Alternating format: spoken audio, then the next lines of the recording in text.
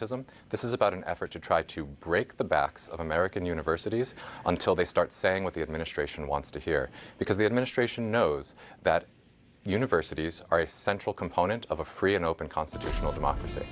The Trump administration's demand letter that was made public today and sent to Harvard on Friday asked... Wait, I want that quote. This is about an ideological viewpoint. Who said that? Can somebody find me that quote? For things that have nothing to do with anti-Semitism. It requires us to try to change who is hired, what we teach in our classrooms, what we say in our research. It says that it is trying to create ideological rebalancing. That's code, and actually not even code. It's pretty transparent. That is a message that's saying, we don't like what you're teaching, we want you to teach something more to our liking, and unless you do that, we're going to try to bankrupt your institution. We'll be following it closely. Andrew Manuel Crespo, thank you for joining us tonight for an interview. Schools that persist in explicit unlawful discrimination under the guise of equity will not only have their endowments taxed, but through budget reconciliation, I will advance a measure to have them fined up to the entire amount of their endowment. I think if any of us want to do the things that we want to do for our country and for the people who live in it, we have to honestly and aggressively attack the universities in this country. Jesus. Joining the group chat today, Phil Mattingly, CNN anchor and chief domestic correspondent, Gabby Birnbaum, Washington correspondent for the Nevada Independent, and Kevin Fry, Washington correspondent for Spectrum News, New York One. Everybody, I want to just start with what the president is trying to do, because in that old clip we played, he talked about taxing endowments, which is not what he's doing, right? He's specifically saying, here's a list of demands, comply, or I'm going after your federal funding. So sort of who in the administration is pushing this? What can you tell us about the thinking? Yeah, I mean, why slog through a legislative process that you don't know how it's going to end when you can just do it yourself? And I think this is so, people cannot view what's happening here in isolation, right? We've been talking about this for the last several months, where the agility and kind of relentless nature with which the Trump administration and top senior advisors who have been planning for this for so man, have really, to your point initially, been institutions that never saw this coming, even though Trump talked about it on the campaign trail, to their will, has been something that people are just starting to kind of get their head around, and Harvard being the first school to say no is a fascinating moment to see whether this is the start of a tipping point. And if there's any school that can do it, it's Harvard. It has a massive endowment, but meanwhile, Columbia faced a similar predicament, quickly caved. Kevin, talk about the dynamics there that are different. Right, I mean, look, they have, obviously they were the center point of the anti-Semitism accusations early on. Congresswoman fuck! And other top lawmakers in Washington have been very loudly condemning what happened there, because they really became the face of the protest movement. And that made them vulnerable to public backlash and vulnerable to political backlash. Correct, and you also saw those dramatic images that played out when you saw the police go onto campus and they took over the building, and I mean, this kind of built and built and built. And so they were already under the microscope in that respect. And then they come in and they basically comply with a lot of what the administration is looking for, including sort of this mask ban and other sort of curriculum oversight, including on their Middle East studies program. And then on top of that, there's now conversations about whether or not there should be some sort of judicial oversight of whether or not they are in compliance. Right. I don't want to just skip by some of the things you said. Oversight into actual curriculum. So we want to tell you, or at least be able to look at what you're teaching, which is ironic since they're kind of dismantling the ed department. But they want to do this in higher ed. Democrats and their allies coming to universities' defense. Here's a sense of what they've been saying. He is putting pressure on universities as well. Good news is Harvard University today said, go to hell. That may break the fever. I really hope it does. I do know this. If Harvard had capitulated, I really fear for what next year would be. There are things that matter more than simply the size of one's endowment. We need the presidents to be banding together and standing up for free expression. Gabby, I probably could have stopped with Clyburn because he really lays out the stakes, but what are you hearing in congressional delegations? What are you hearing in your reporting about people seeing this as like a pivotal moment?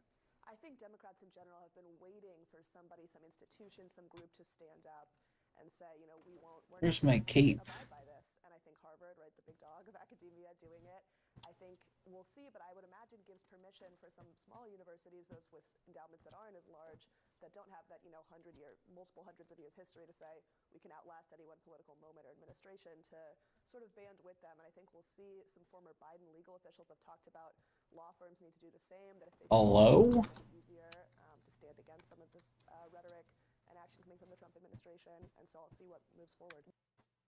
Wow.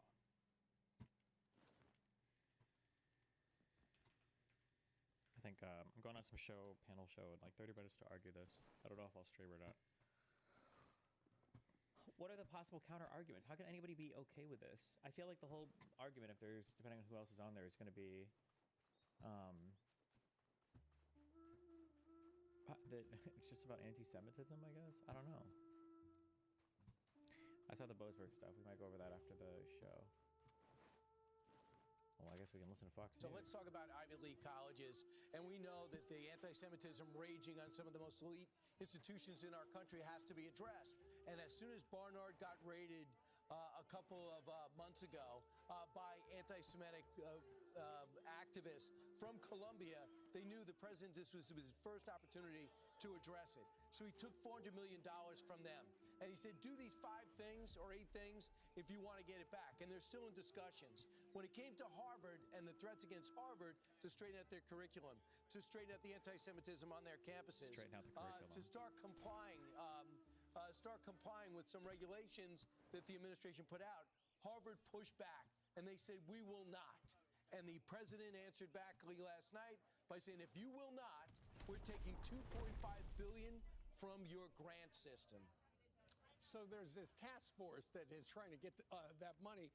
Harvard, essentially, they've come back and they've said, you know what the administration is asking us to do is unconstitutional. It also flies in the face of our First Amendment rights. The president of Harvard, a fellow by the name of Alan Garber, sent a letter to the community to explain it. He said, although some of the demands outlined by the government are aimed at combating anti-Semitism, the majority represent direct governmental regulation of the intellectual conditions at Harvard. We have informed the administration through our legal counsel that we will not accept their proposed agreement. The university will not negotiate over its independence or its constitutional rights. So they've been hit with this $2.2 billion federal freeze. But here's the thing. I would imagine this is a battle that Harvard's going to fight, because while that's $2 billion, they've got an endowment at Harvard of $53 billion. So they've got a pile of dough they can rely on if they're going to fight through it. So the president's freezing $2.2 billion on grants, $60 million in contracts. President Obama applauded this because it's his alma mater, but Elise Stefanik also graduated from Harvard, and she was on Sean's show last night sounding off about it. But here's my question, Lawrence. Why should police officers, why should teachers, why should bricklayers and our blue-collar workers and the people in Detroit making our cars, why should they have to pay for schools that will continue and allow anti-Semitism on their campus? Because that's what happens. These are tax dollars. Harvard does have this huge endowment, and let all of that money go to community colleges. Let it go to Mike Rowe, who's starting trade schools. Allow that money to go toward individuals who are working hard in America and never would have gotten into Harvard or can't afford Harvard. True. Fuck higher education. You're exactly right. You're so right. Queen. They are not only anti-Semitic, but they allow people in on these visas that essentially hate the country. They want to redo what America is. And they have been very vocal about the people that have been deported by the president as a result of them violating their visa.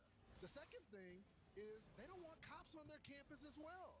A lot of these campuses shun law enforcement, don't want them there, and feel like they're an enemy to the American people, which we know is untrue. Let's talk with some of the diners right now and see what they're... Go ahead. One of the lawyers fighting for Harvard is Robert Hur, famously did the Hur report on Biden. And the other one's a conservative too, so they think they have an advantage there. I would say this. they're going to have to evaluate, they're going to have everything under scrutiny.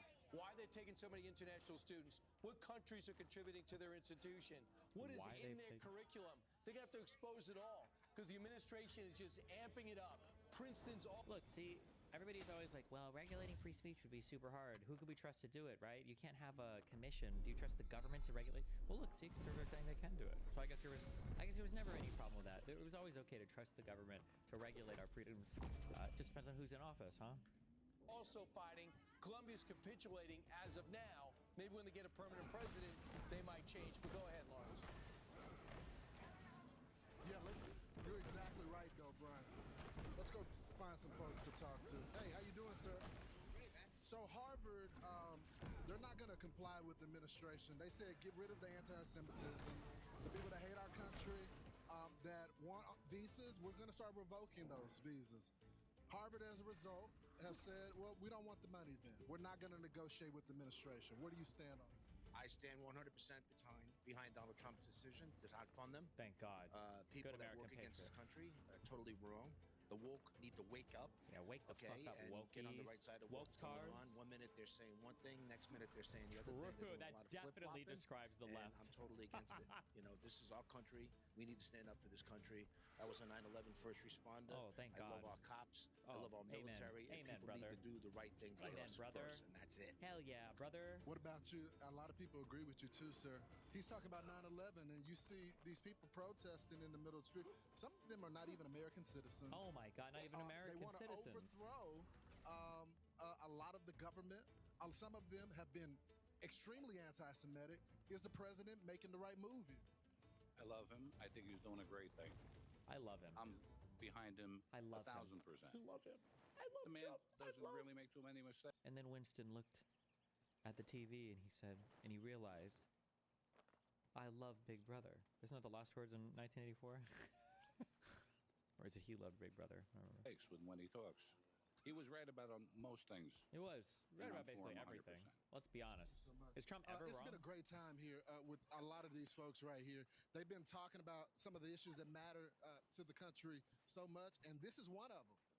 We got to protect our country, and it starts with these children that are on these college campuses. Hey, guys. Lawrence, look over your right shoulder. Yeah, That's Lawrence. the town Yeah. supervisor, Joe My right Saladino. shoulder. Right there with that gray suit on. Tell him to wave. Where's Joe? Yeah, that's Go Joe. chat with him. This is the guy in charge. He said he grew up with you. Right. He would, but I think he's a Chaminade guy, though. Spill the tea on So, Brian. so Joe he's been giving me all the dirt on Brian. Oh, good. And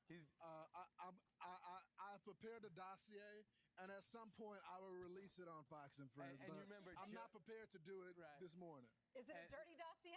Right, no. Player Massapequa's ever had. Great athlete, great guy, amazing family. Brian is the real deal.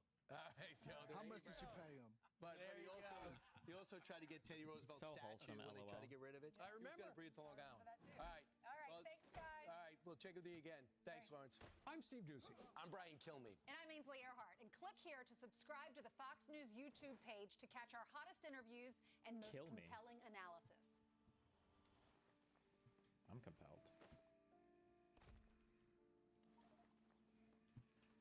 Look at how they're all friends, guys. Carlin was right. It's a big club, and you ain't in it.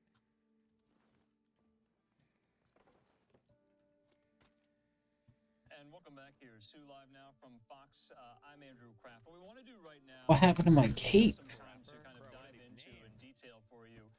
This brewing battle between the Ivy League campuses like Harvard and Columbia and the Trump administration. Our colleague Fox's Rebecca Castor has a look at this battle. Let's watch.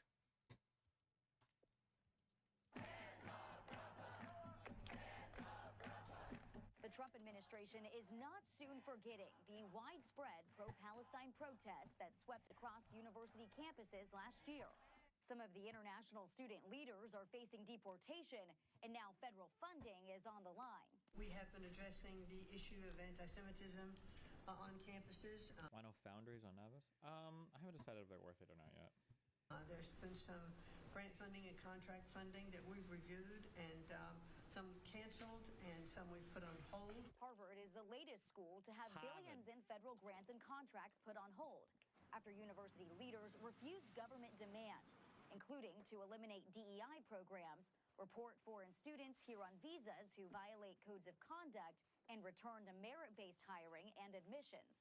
These higher ed institutions that have fundamentally lost their way, U.S. taxpayer dollars should never be propping up anti-Semitism. Harvard is the seventh school targeted by the Trump administration, but it's the first to push back, with the university's president saying in part, quote, "No government, regardless of which party is in power, should dictate what private universities can teach, whom they can admit and hire, and which areas of study and inquiry they can pursue." Harvard University today said, go to hell. Harvard's move also drawing praise from alum and former President Barack Obama, who says other institutions should follow suit.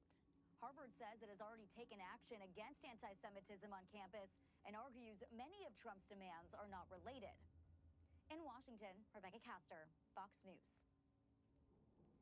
Rebecca, thanks so much. Let's read in full former President Barack Obama's statement there just last night on X. He says this: Harvard has set an example for other higher ed institutions, rejecting an unlawful and ham-handed attempt to stifle academic freedom while taking concrete steps to make sure all students at Harvard can benefit from an environment of... Wait, what do your trains ship then? Do your trains ship ore, or do your trains ship liquid stuff? Intellectual inquiry, rigorous debate, and mutual respect. He says, let's hope other institutions follow suit. This was a focal point of the questioning to Press Secretary Caroline Leavitt today as well. Here's a brief moment. Let's watch. Peter. Thank you, Caroline. To follow up on something that you just said, why do Ivy League schools get so much federal funding? Yeah. It's a very good question, and it's a question the president has obviously raised in his discussions and negotiations with not just Harvard, but also Columbia and many other Ivy League institutions. We have the Anti-Semitism Task Force, which the president promised and delivered on. The Anti-Semitism Task Force is across the government, representatives from various federal agencies who meet on a weekly basis to discuss the question that you just raised. And I think a lot of Americans are wondering why their tax dollars are going to these universities when they are not only indoctrinating our nation's students, but also allowing such egregious illegal behavior to occur. The president at that time made it clear to the American public he was not going to tolerate illegal harassment and anti-Semitism taking place in violations of federal law. So the president made it clear to Harvard, follow federal law, no longer break Title VI, which was passed by Congress to ensure no student can be discriminated against on the basis of race, and you will receive federal funding. Unfortunately, Harvard has not taken the president or the administration's demands seriously. All the president is asking, don't break federal law, and then you can have your federal funding. I think the president is also begging a good question. More than $2 billion out the door to Harvard when they have a more than $50 billion endowment. Why are the American taxpayers subsidizing a university that has billions of dollars in the bank already? And we certainly should not be funding a place where such grave anti-Semitism exists. All right, that was Caroline Leavitt just today at the press conference, the press briefing rather. Let's bring into the conversation Politico reporter Irie Sentner. He joins me. Irie, thanks for being with us here. I know you've been following this extremely closely. Does Caroline Leavitt have a point? If $2.2 billion in federal funding is frozen, Harvard can't use it, they can't get their hands on it. Isn't that just a drop in the bucket for Harvard? So, yes and no. Harvard has the largest endowment of any university in this country. It's over $50 billion. That said, this is going to affect Harvard's capacity to conduct research, cutting-edge research, essentially immediately. I should also mention that the reason that the Harvard president said no to the Trump administration is likely because its endowment is so large, and other schools, even other Ivy League schools, simply can't afford to do the same. So we're just looking at some file footage here. So the assertion that maybe Harvard can absorb this, is that accurate to make? I would say that the Harvard president likely made the decision to deny the Trump administration's demands because they thought that they could absorb it in the short term. You know, Irie, can you kind of compare and contrast how Columbia University responded to, very similar demands from the Trump administration and how Harvard is going about it here? Right. So last month, Columbia was given a very similar letter to the letter that the administration sent Harvard, and Columbia announced that it would capitulate to every single one of those demands. And the reason it did so, based on my conversations with people at the university, is because there was this understanding that the university could not function as usual, and that so much research would stop if the university could not unfreeze the $400 million in funds that the Trump administration had frozen to Columbia. So we're taking a look at Columbia University's campus. This is from last spring. I was on the desk. I was covering these protests almost each and every day here. In the wake of that kind of battle with Trump in Columbia, the acting president stepped down and resigned, didn't she? Yes, she did. Yeah, so you're seeing some of the kind of impacts there as well. We also heard from President Trump on Truth Social today, Irie, threatening to revoke Harvard's tax-exempt status. What's the likelihood that the administration would ever strongly consider that or actually carry that out? Do you think that's going to happen? Is that on the table? Seriously? Listen, we have seen the Trump administration go incredibly hard toward these schools. I should say that even after Columbia capitulated to those 9 demands, the Trump administration still has not unfrozen the funding. And so the stop work orders continue to go out. That research continues to not happen. We saw hours after the Harvard president announced that he would not comply with the demands, they almost immediately pulled over $2 billion in funding. And so, you know, I think the Trump administration has demonstrated that it's willing to go incredibly far. I will say, based on the conversations that I'm having with officials in the Trump administration, they're not concerned that Harvard and Columbia and other top universities in this country aren't going to be able to conduct the research that they've been conducting. They say that those schools have already lost their credibility, and they think it's more important that the universities take further action to address what they say is anti-Semitic behavior on their campuses. So, Irie, you know, President Gerber at Harvard came out and essentially said, we're going to deal with this internally, though. What are they, a baby? You know, Harvard administrators, can they be trusted? Can they convince, you know, their faculty, their students, their alumni, that they're going to, you know, take what the Trump administration is saying seriously to kind of clean their house inside? Are they going to take up those efforts? Gerber said he is, but can we trust that? I mean, that's a question that you might ask the president of Harvard. I will say that schools across the board have taken action to reduce the anti-Semitism that we did see over the past few years. And the Harvard president claims that he will do that, but that remains to be seen. So my colleague Peter Ducey today in the briefing asked, why do private universities, Ivy League universities, get any federal funding? Is that the right question to ask? Well, Peter is sitting there in the front row. Yeah. It's a good question. I think it's important to understand that when you look at a giant university like Harvard with the giant endowment, much of those funds are restricted. So they're earmarked based, from donors for very specific things. And sometimes that doesn't align with the research that needs to happen, that receives federal funding from the federal government because the federal government believes that it is in the public's interest to conduct that research. So just lastly for you, I mean, where does this go from here? Do other Ivy League institutions kind of need to be, girding themselves for this similar fight? Where does your reporting take you next?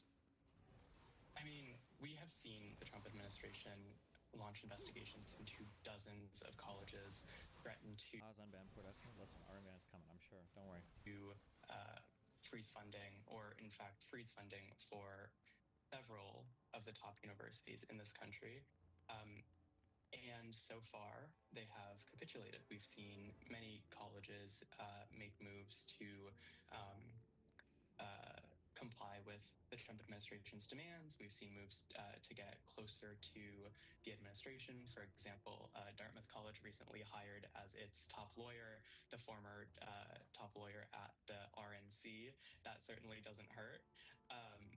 But I think that we will see the Trump administration continue to pummel these universities, particularly those that don't go along with its demands. No, and I think for this story, it's worth kind of highlighting, or at least enumerating. You say capitulated some of the demands that the Trump administration, is making of these universities. Here were some they were making of Harvard here. You see there to eliminate DEI programs, report foreign students on visas who violate codes of conduct, and return to merit-based hiring and admissions. Are those similar demands kind of across the board or particular to Harvard? Those demands are similar across the board. I think it's on a case-by-case basis, but really the Trump administration and Republicans in general, they see universities, specifically universities in the Ivy League, as places where liberalism and progressivism thrive and where people go to learn how to be Democrats, essentially. And so, I think it's pretty clear that a lot of the culture war issues that the administration is broadly fighting, they believe that those start at these universities, and we see that in those demands for change. All right, Irie Sentner there with Politico. Irie, thanks so much for coming on tonight. We'll talk soon. Later.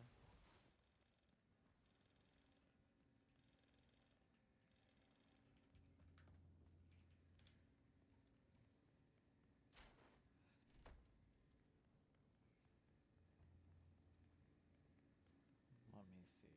When do I join this?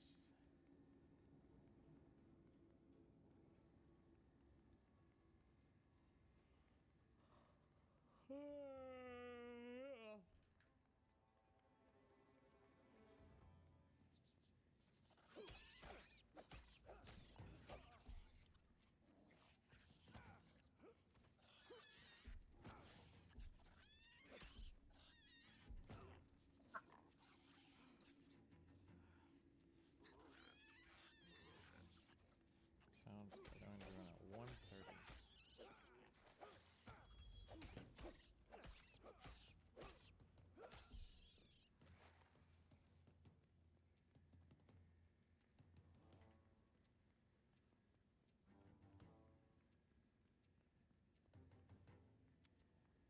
We start with America's oldest college doing something multiple law firms, businesses, and top universities in this country have not.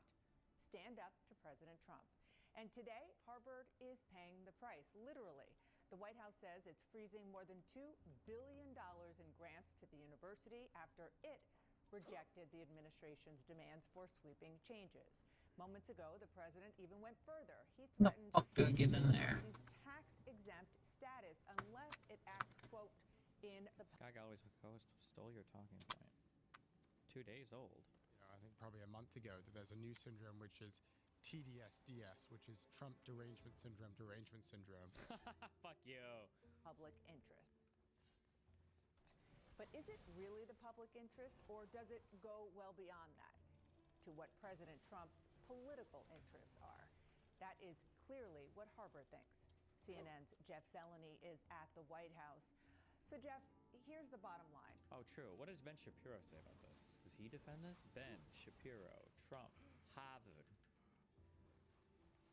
Is Harvard really the oldest school in the entire United States? It was the first one, the first college? Well, folks, tons happening in the news. The Trump administration going after Harvard. Nayib Bukele from El Salvador stops by the Oval Office, and the latest in the trade war. Becoming a member of Daily Wire Plus isn't just a subscription, it's a statement, and you need to be here with us because, let's be real about this, the news predates America as a When you join country. Daily Wire Plus, you're joining millions of Americans who share your values, respect our history, and are committed to building a stronger future. Members get ad-free, uncensored access to our daily shows from the most trusted names in media, in-depth investigative journalism, and entertainment that actually reflects the things you believe. Movies, documentaries, series reshaping the culture in real time. Join right now. Head on over to dailywire.com/subscribe. Alrighty, so the big story over the course of the last couple of days that the United States government has now frozen billions of dollars in funding to Harvard. The reason for this is because Harvard refuses to go along with the federal government's demands that it abide by the Civil Rights Act of 1965. The Civil Rights Act dictates that universities and any business that actually receives federal funding must abide by anti-discrimination law. Now, you cannot like some aspects of the Civil Rights Act. Its attempts to intrude into the private sphere, for example. But no way, he's taking the he's playing the Jew card on this? Really? The Civil Rights Act is, in fact, the Civil Rights Act. And the fact is that if a university had facilitated anti-black racism to the extent that Harvard University has facilitated anti-Semitism, there's no question that removal of its federal funding would be on the table. Now, we can also be real about the politics of the situation, which is that federal funding should not be going to these universities anyway. Oh so my how much money God. does Harvard actually get from the federal government? I asked our sponsors over at Perplexity exactly how much money does Harvard University receive on an annualized basis from the federal government. They said Harvard University receives substantial funding from the federal government each year, primarily to support its research activities. In fiscal year 2024, Harvard received approximately $686 million from the federal agency. This amount constituted about 68% of the university's total sponsored research revenue and accounted for roughly 11% of its overall operating revenue, which is a lot of money. I mean, that's a lot of money that they are receiving. Most of it goes to various science outlets like Harvard Medical School or the School of Public Health, but it also does go to the Faculty of Arts and Sciences. The Department of Health and Human Services, the largest federal funding, they provide $520 million in fiscal year 2024. Now, again, this is a lever. It's not as though all of this money is going into the pockets of the English professors at Harvard, but money is also fungible. So money that would have been spent on the medical facility is now being spent instead on the English faculty, and this is sort of the point the Trump administration is making. There's no reason at all that your federal taxpayer dollars should be going to Harvard University, which has a massive endowment. Billions and billions of dollars in its endowment. $53 billion at last count. There's no reason your taxpayer dollars should be going to fund Harvard in the first place. And maybe that's the overall fight that we actually should be having. But that's a fight that has to be had in Congress as opposed to inside the executive branch. The executive branch is now making the claim that Harvard University should have its funding removed because it is in violation of the Civil Rights Act of 1965. Harvard, for its part, says it is now going to resist the Trump administration's demands to change its governance structure over campus anti-Semitism concerns. And so the government then responded by announcing a $2.26 billion freeze of Harvard's multi-year grants and contracts. That's according to the Wall Street Journal. Harvard President Alan Garber put out a statement complaining about the federal government and suggesting the federal government was wrong for involving itself in this way. How dare the federal government actually attach strings to the things it has always attached strings to? Harvard President Alan Garber said political strings, though. Different. University will not surrender its independence or relinquish its constitutional rights. The Trump administration said the school's response reinforces the troubling entitlement mindset that is endemic in our nation's most prestigious universities and colleges, that federal investment does not come with a responsibility to uphold civil rights laws. What exactly are the demands? Well, they asked for 9 actions. Most of the demands concern how the university... Why does every moron keep acting as if a $50 billion endowment means Harvard has $50 billion to spend? Does nobody understand finance at all? An endowment is how much money the federal government takes from exclusively blue-collar workers and then gives to wealthy DEI perpetuating institutions every single year. An endowment, I'm pretty sure, is just a giant fund that's used, and I think the goal of an endowment is to be self-perpetuating. So, for instance, if I were to have a $10 million endowment, then ideally, with good conservative investment principles, I could maybe take from that $10 million endowment, let's assume a 7% rate of return of $70,000, and then let's assume that I want to, hedge against like bad markets and everything. So maybe I can take like $30,000 to $40,000 a year, maybe, I guess, out of that. I don't know if the math. I don't know what the investment is looking, but the goal of a $10 million endowment might be to give me a steady $30,000 to $40,000 a year of money to work with, and that endowment continues to be invested and then provides those returns so that it's a safe source of funding. It doesn't mean that you're not supposed to spend your endowment, I don't think. It's supposed to be self-perpetuating. University operates. The government was asking for a comprehensive mask ban, as well as changes to governance, leadership, and admissions, and an end to diversity, equity, and inclusion, DEI programs. So DEI programs are in violation of the Civil Rights Act. There's no question that DEI is predicated on the false notion that inequality of outcome by group must be due to discrimination, therefore must be rectified by reverse discrimination. That is in violation of the Civil Rights Act. It's certainly in violation of Supreme Court standards with regard to affirmative action. Motherfucker! The idea there is that you don't want people who have shown up to campus on student visas participating in anti-American activity that would otherwise get them deported, and the university is facilitating all of that. The government is also demanding necessary changes be made to address bias, improve viewpoint diversity, and end ideological capture fueling anti-Semitic harassment, according to the task force's letter. Oh, I'm sorry. I was thinking $1 million. For $10 million, it would be $700K. So maybe on a $10 million endowment, maybe you're spending $300 to $500K a year, so that you're not drawing down from the principal. Sorry. The university said Harvard has made and will continue to make lasting and robust structural policy and programmatic changes to ensure the university is a welcoming and supportive learning environment. But the task force is making demands quote in contravention of the First Amendment and say that they are ignoring due process. Now again, what did Harvard do that was anti-Semitic? At our prestigious colleges, every single student should have a pro-Israel point of view. And if you protest on behalf of the Palestinians, or if you protest on behalf of Hamas, you are anti-Semitism and you will be eradicated. This will all get played out in the courts, presumably. But the idea that Harvard University is somehow owed federal money is absurd. It's absurd on its face. There's no reason that the Trump administration should not be able to attach strings to money that it is sending out the door to a university with a $53 billion endowment. You know what's an easy way for Harvard to continue its policy of was blocked. Independent of the federal government? It turns out it's an excellent way. Don't get in bed with the government if you don't want to get screwed. It tends to be a pretty good way of approaching life. The faculty put out a statement on Friday saying, quote, that the federal government's actions overtly seek to impose on Harvard University political views and policy preferences advanced by the Trump administration and commit the university to punishing disfavored speech. Well, no, actually, they're just saying that if you engage in anti-Semitism, then that is in violation of the Civil Rights Act. It's funny. So to be clear, it sounds like Columbia did capitulate completely to the Trump admin demands, but nothing happened. They didn't get any reprieve from having their shit stripped, so to watch all these universities that for years were willing to expel students for saying that boys were not girls, that went after Harvard University. I was there when they went after Lawrence Summers, who was, at the time was the president of Harvard University. They got angry at him because he made the mere suggestion that perhaps the lack of women in scientific institutions might be due to the fact that women are less interested in scientific pursuits overall as opposed to men, and also that the ends of the bell curve with regard to scientific performance on tests tend to be heavily male. He was ousted from his position for that. So don't give me your free speech concerns when you guys have been cracking down on free speech yourselves for a long time. At the very least, if you want to say at least he admits he's free speech cracking doesn't down on apply free to a speech, private I guess. university, all right, Okay. then you have to be a private university. That's You can't have good. it both ways. You can't say free speech applies to us. We are a free speech institution. Also, we want your taxpayer money. That's not the way that it works. Oh. At least it shouldn't work. Oh, so if taxpayer money is involved, there's no freedom of speech? So every single fuck do I? university, every single wouldn't it be you'd think it would be the exact opposite, wouldn't you? You'd think that when taxpayer funds are involved, that would be the most important parts of freedom of speech, you would think. But but not in Benny's world. I guess it's the exact opposite of where your intuitions may take you. That's good to know. That way. Harvard professor Nicholas Bowie says this is authoritarian. No, what seems authoritarian to me is you seizing my taxpayer money, shoving it in your giant endowment, and then cramming down a bunch of left-wing agitprop on your tens of thousands of students. What the President of the United States is demanding of universities is nothing short of authoritarian. There's a quote on the building of the Department of Justice where law ends, tyranny begins. And tyranny, frankly, is the only word to describe what the Trump administration is doing with respect to universities.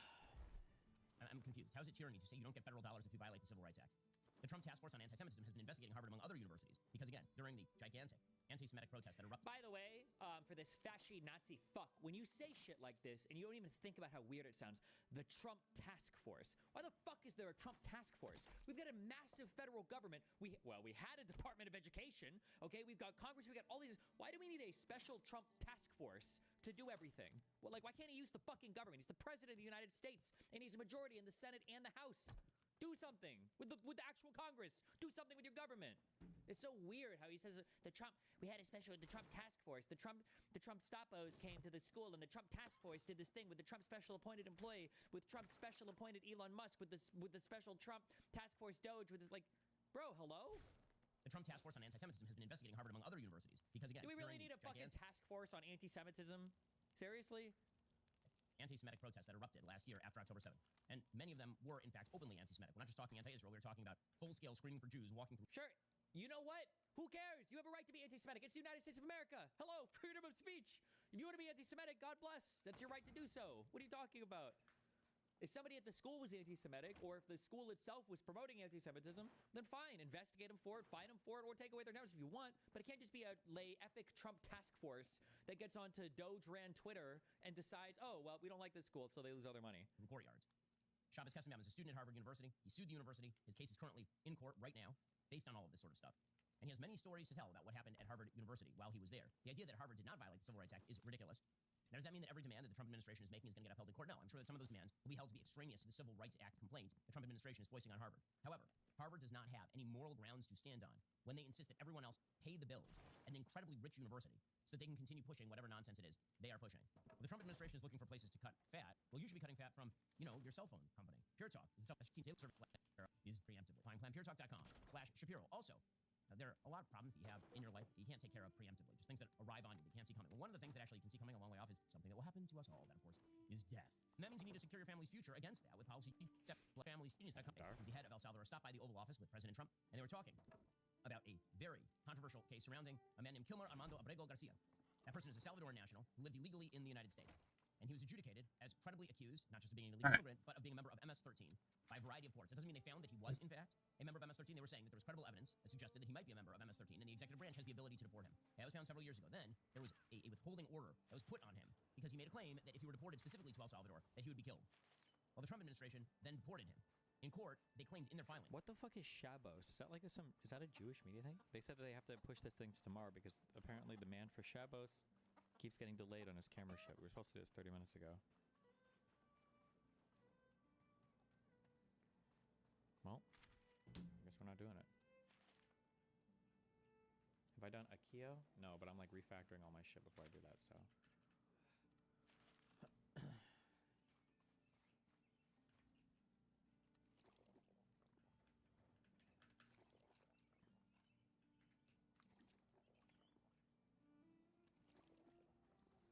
God, I hate this administration. But not as much as I hate conservatives.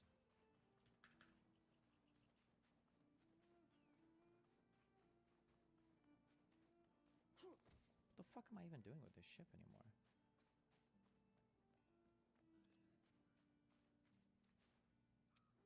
Fuck. I forgot I had the second ship. I don't even use it. I don't know what I'm doing. Why? What do you think of Gleba so far? Gleba was annoying initially, but after you understand it, I think it's fine. It's just you just have to get used to this like kind of horizontal building, and you just have to get used to venting all of this shit off of every, like venting your spoilage. And then I feel like once you have that understanding, then I think it's pretty easy. So I don't know what everybody's Gleba shit ends up looking like. I have like this huge ring of nutrients and a huge ring of spoilage running. Got all my edges, and it seems to work fine.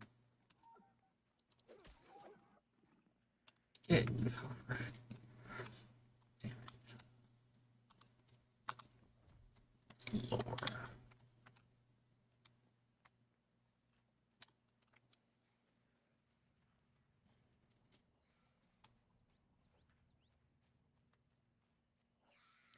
Okay, I'm going to set this up to start shipping a whole bunch of stuff to a ship, and then we're gonna read this Boasberg. Can somebody link me the Boasberg thing? Link me the actual court doc.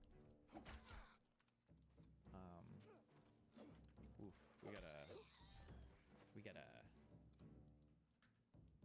big yikester today.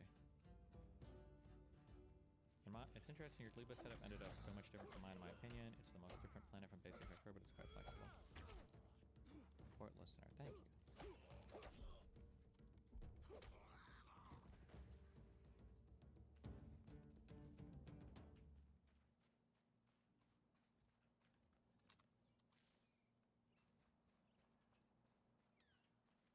Are you going to continue the programming lessons? I'm a vibe coder, so I don't actually need to take any lessons.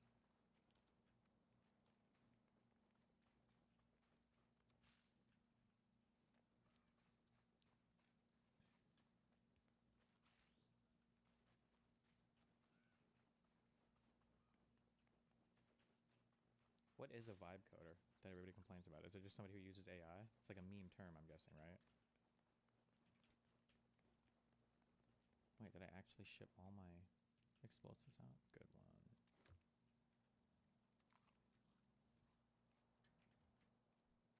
AI for everything? Based. If Trump ignores everything the court says and keeps strolling, what are the consequences? Whoa, well, small spoiler. I've just read a few sentences of random shit. That very question just might be addressed in Boasberg's epic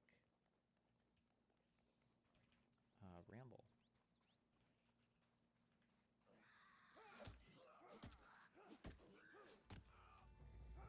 Or should I say, lay epic? I'm so sorry. My bad. Okay. You are here. We're going to add to this calcite. 5,000 of them.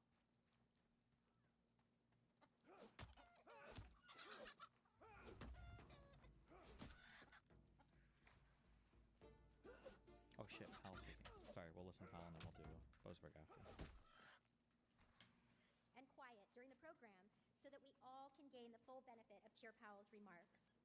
And now it's my pleasure to welcome my friend Austin Goolsbee, the President and CEO of the Federal Reserve Bank of Chicago, a renowned economist, and our fellow ECC member. Austin. Woo! When you're gonna start focusing on quality parts, it's gonna be better. I'm probably gonna do that as well. Because I just got epic things.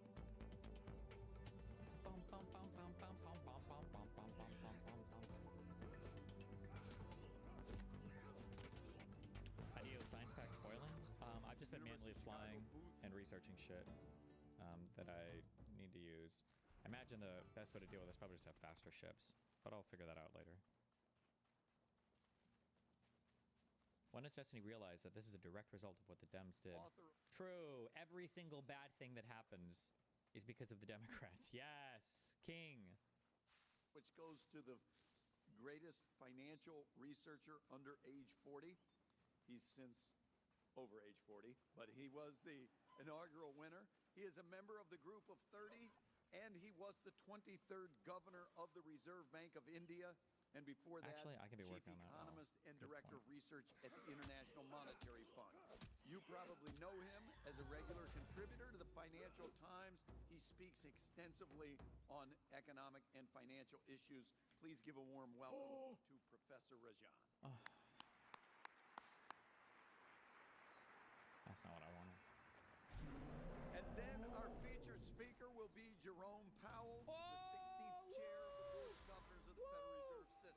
Hell yes. As head of the U.S. Central Bank, as you know, Chair Powell plays a crucial role in the country's monetary policy, oversees major financial institutions, and maintains economic and financial stability in this country. He was first appointed as a board member of the Fed by President Obama in 2012. He was subsequently elevated to chair of the Fed by President Trump in 2018, and then renominated to his post by President Biden in 2021. He has the respect of members of both parties. Wait. And I believe that no one as Fed chair This is has literally ever live. had to deal with more I don't believe and you. very challenging issues than Chair Powell has had to deal with. From the pandemic to fighting inflation to bank runs and on and on. His leadership at the Fed has been a steady hand and one of the all-time greats. Oh, I went to the wrong. Before coming to the Fed, Chair Powell was a visiting scholar at the Bipartisan Policy Center in Washington, D.C. He first entered public service at the Treasury Department under President George H.W. Bush, with responsibility. Oh, come on, man. Treasury debt market related areas. Outside of public service, Chair Powell has worked as a lawyer, an investment banker, and been a partner at the Carlyle Group. In addition to his service on corporate boards, he served on boards of charitable and educational institutions, including the Bendham Center. New York Times reported like 8 minutes ago that a judge might make a... Oh, stop! Don't talk about that! Finance Don't donate! We'll go over it soon. We're going to read that whole court order. We're going to read the whole thing. And the Nature Conservancy. Because it's probably one of the most important Washington, things D.C. and Maryland. happening right now, even though nobody He cares is about a it. D.C. native, received a BA in politics from Princeton, and a law degree from Georgetown University, where he was editor of the Georgetown Law Journal.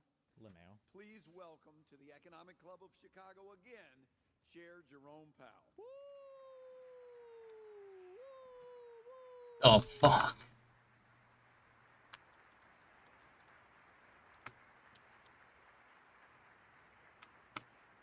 This is a rerun. He already spoke. Is that true? Thank you and good afternoon. It's great to be back in Chicago. Does this guy not age? Thanks for that kind introduction. How old is this guy? The fuck? Austin. So I'm looking forward to our conversation, my conversation. 72? With, He doesn't look a day over 65. Professor Rajan. But first, I'll briefly discuss the outlook for the economy and monetary policy. So, at the It's Fed, grim. we are always focused on the dual mandate goals that Congress has given us: maximum employment and stable prices. Despite heightened uncertainty and downside risks, the U.S. economy is still in a solid position. Okay. The labor market is at or near maximum employment. Okay. Inflation has come down a great deal, but is still running a bit above our 2% objective. Turning briefly to the incoming data, we'll get the initial reading on first quarter GDP in a couple of weeks. The data we have seen so far suggests that growth has slowed in the first quarter of this year from last year's solid pace. Oof, that's okay. Despite strong motor vehicle sales, overall consumer spending appears to have grown modestly. In addition, strong imports during the first quarter. Why is he not calling Trump out? Federal Reserve Chair is supposed to be apolitical. Nothing in this speech should be explicitly political. That is his job. That would be a very, very, very scary line to cross. Let me grab Red Bull real quick. Hold on.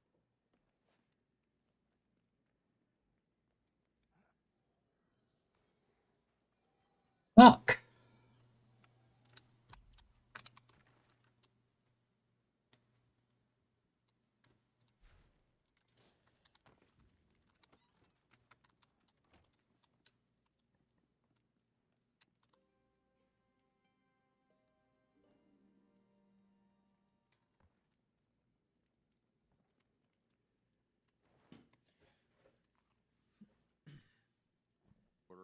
reflecting attempts by businesses to get ahead of potential tariffs, are expected to weigh on GDP growth.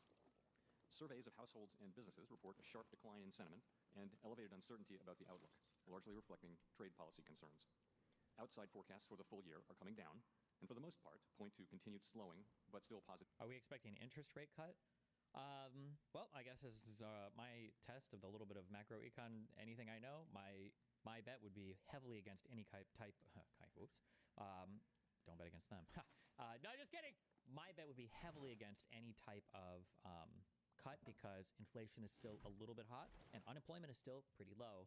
So if they were to cut interest rates right now, it would be exclusively to help the United States economically, which is not part of the Fed's dual mandate, which is to keep inflation low and unemployment low, right? And if inflation is high, you're supposed to increase interest rates or keep them high.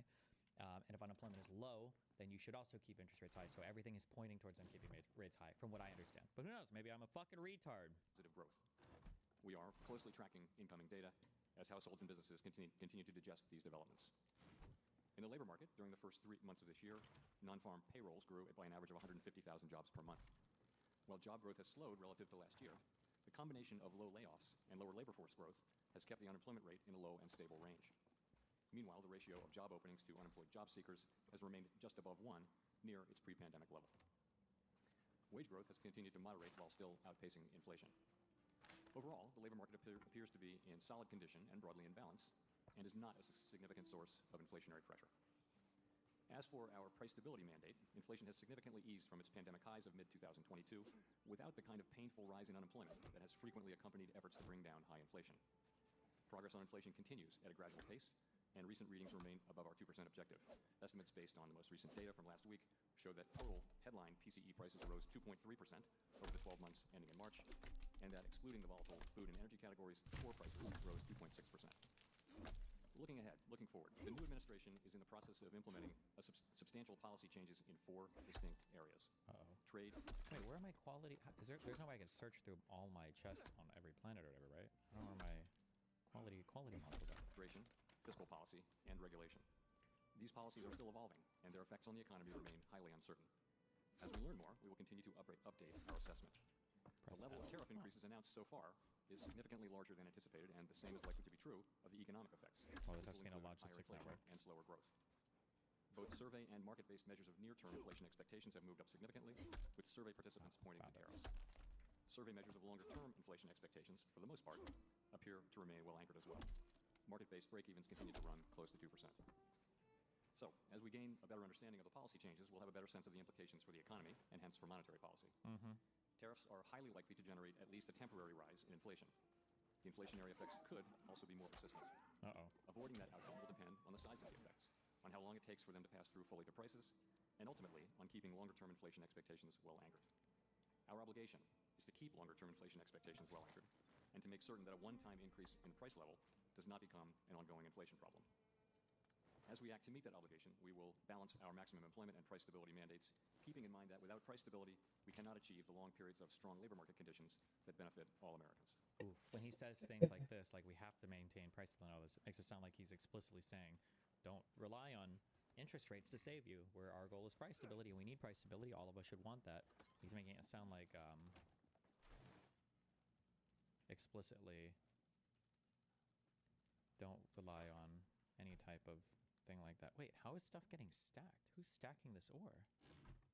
I don't think I had any bulk inserters down here. We may find ourselves in the challenging scenario in which our dual mandate goals are in tension. If that were to occur, we would consider how far the economy is from each goal and the potentially different time horizons over which those respective gaps would be anticipated to close. Oh, miners can. As that great Chicagoan Ferris Bueller once noted, life moves pretty fast. For the time being, we are well positioned to wait for greater clarity before considering any adjustments to our policy stance. Nice. We continue to analyze the incoming data, the evolving outlook, and the balance of risks. We understand that elevated levels of unemployment or inflation can be damaging and painful for communities, families, and businesses.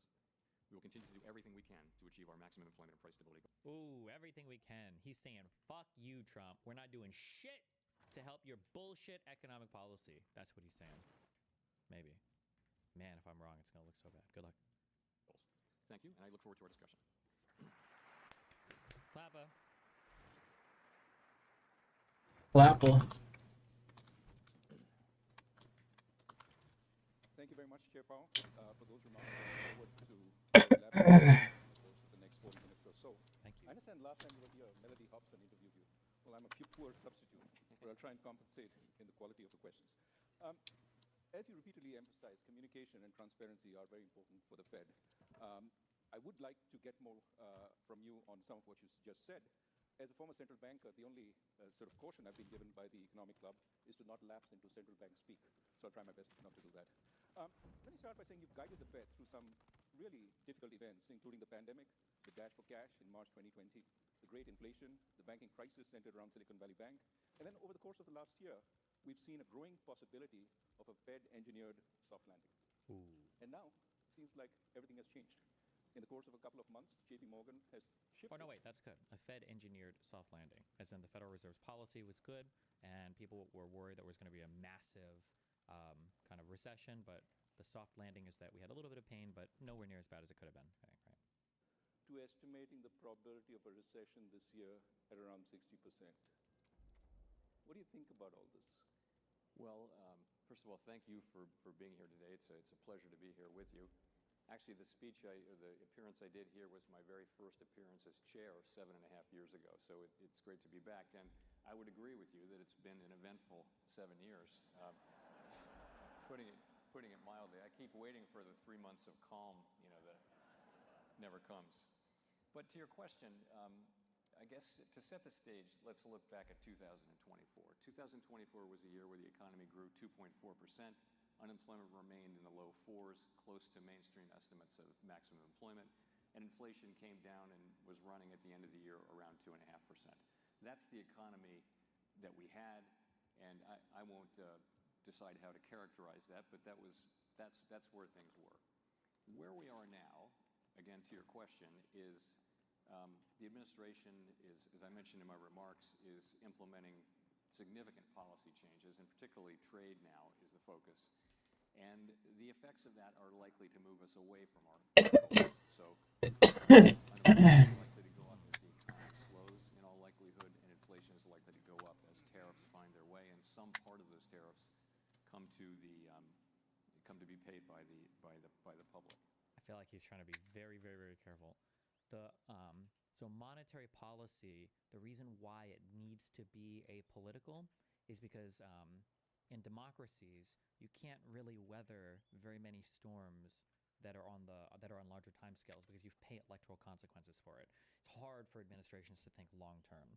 Monetary policy, if it goes awry, can't be correcting for it might be catastrophic.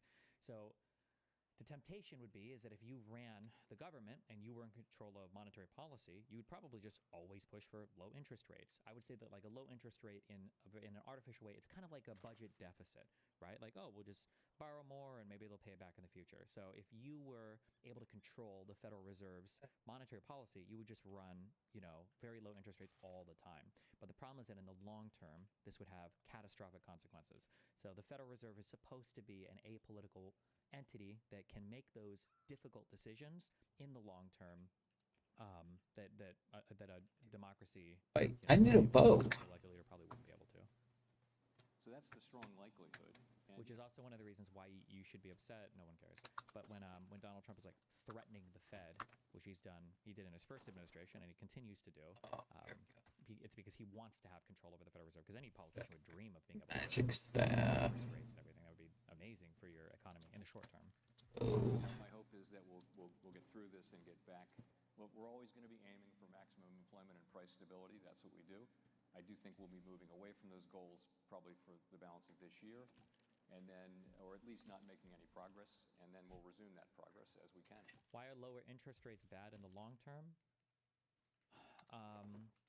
Low interest rates mean that borrowing is very cheap, which means that you have a ton of capital investments that might be pushing a market to run hotter than it should. And when we say a market is running hot, what we mean is there's a ton of money flowing through the economy. People can afford to maybe have lower prices. They're making bigger investments in their companies. People have way more money on hand. It drives up demand for a whole bunch of goods, and people are buying more, and they're getting paid more, and you get this runaway economy where like everybody's got so much money. And when you hit a bump in the road, And at some point, you need to bring your interest rates back up, maybe because your inflation starts to get out of control. The prices are starting to get too much on everything because everybody's got too much money. Well, as soon as you start to up the prices, you've probably moved away significantly from where your economy should be because of all of the low interest rates, and you're going to have a huge crash where everybody comes back to reality like, wait a second, this economy was running hot for way too long. Maybe 25% returns on, the S&P 500 year over year over year over year. Maybe that's not sustainable. And that correction where the market kind of resets to where it probably should have been with a saner monetary policy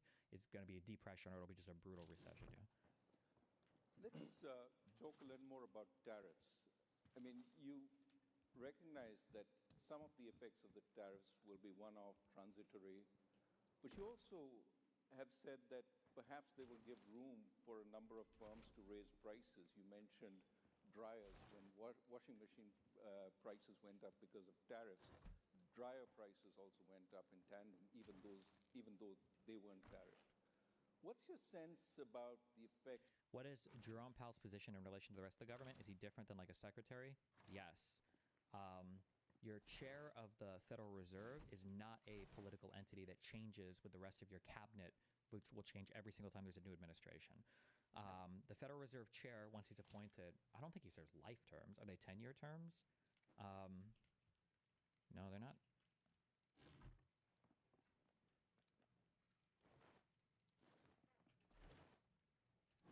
Federal Reserve term length is 4 years and renewable as chair. Non-renewable as governor. Okay, so for the chair, it's 4 years renewed. I'm trying to think. Does the chair get confirmed by the Senate? I think they do.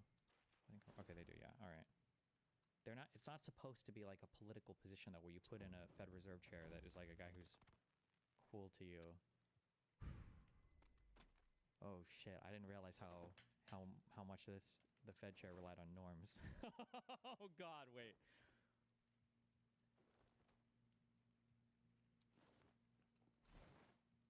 Oh Jesus! When is the next?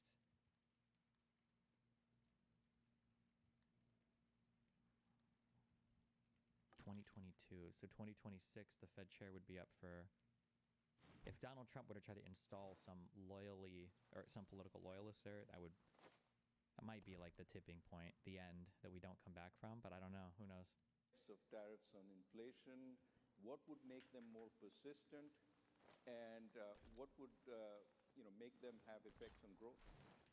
So, in a kind of a simple starting point is one tariff comes in that gets passed along in prices and raises inflation, but it's just a one-time thing. So the price level goes up, and that's it.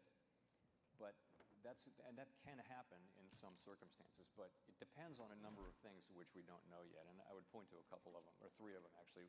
One is just the size of the effects, and as I mentioned, the tariffs are larger than forecasters had expected, certainly larger than we expected. Even upside case, we looked at a range of cases. So that's one. The second one is how long does it take for the tariffs to have their effects on inflation? To the extent it takes longer and longer, that raises the risks that the public will begin to experience higher inflation. They'll come to expect it, and companies will come to expect it. So one of the hard things too about monetary policy, I believe, is I don't fully understand. Metalloid will explain it to us someday. Even I don't fully understand how the Fed influences rates exactly per se, but I do know that there can be a bit of a lag time on them doing rates. So if the Fed thinks that we're going to experience high inflation or thinks that we're going to experience high unemployment, they try to take these moves a bit preemptively to try to guess where the market's going to be. So sometimes the effects are lagging, so their ability to head off certain problems means that they have to act first, or they might miss something or whatever. That risks higher inflation. And the third is just what I mentioned in my speech, which is my remarks, which is got to keep inflation expectations well anchored. So if we have those three things under control, that's what it will take. And indeed, our role is to make sure that this will be a one-time increase in prices and not something that turns into an. He's having a rough time. His lolly queen just went into retirement. Why do they call it? Wait, so what is Hollow Live? Is it? It's not an actual school, right? I'm retarded. I know it's not an actual school. It's like the name of the company for the VTubers. Are they actually high school girls? When they talk about like, oh, she's graduate, are they actually high schoolers or? Okay. Ongoing inflation process. That's a big part of our job. What about the effects of tariffs on quantities? With the level of tariffs that, for example, have been currently applied on China, there's a fear that the supply chain may get disrupted, that firms may not be able to import their relevant stuff from China given the level of prices. If it turns into a supply shock, would the Fed's response be different than if it was primarily something which affected just prices? So I actually had dinner at the Chicago Fed last night and with a number of directors of various parts of the Chicago Fed, and many of them are CEOs of significant companies, and they this uncertainty that they're feeling and the issue with imported components to their products is just a huge issue. But with if you look back at the pandemic, if you remember, there was a shortage of semiconductors, and that led to a shortage of cars at a time of extremely high car demand. And it was a prolonged shortage because production couldn't keep up. And that led to an extended one of the things that led to an extended period of inflation. So when you think about supply disruptions, that is the kind of thing that can take time to resolve, and that can lead what would have been a one-time inflation shock to be extended, perhaps more persistent, and we would worry about that. In this case, you can look at the car companies, which their supply chains are likely seem to be on track to be disrupted significantly, and you would worry that that process will take some years and that the inflationary process might be extended. So these are all of this is highly uncertain. We're thinking now really before the tariffs have their effects as how they might affect the economy, and that's why we're waiting really to see what the policies ultimately are, and then we can make a better assessment of what I have no idea what the fuck the president's going to do, in other words. Let's move to immigration.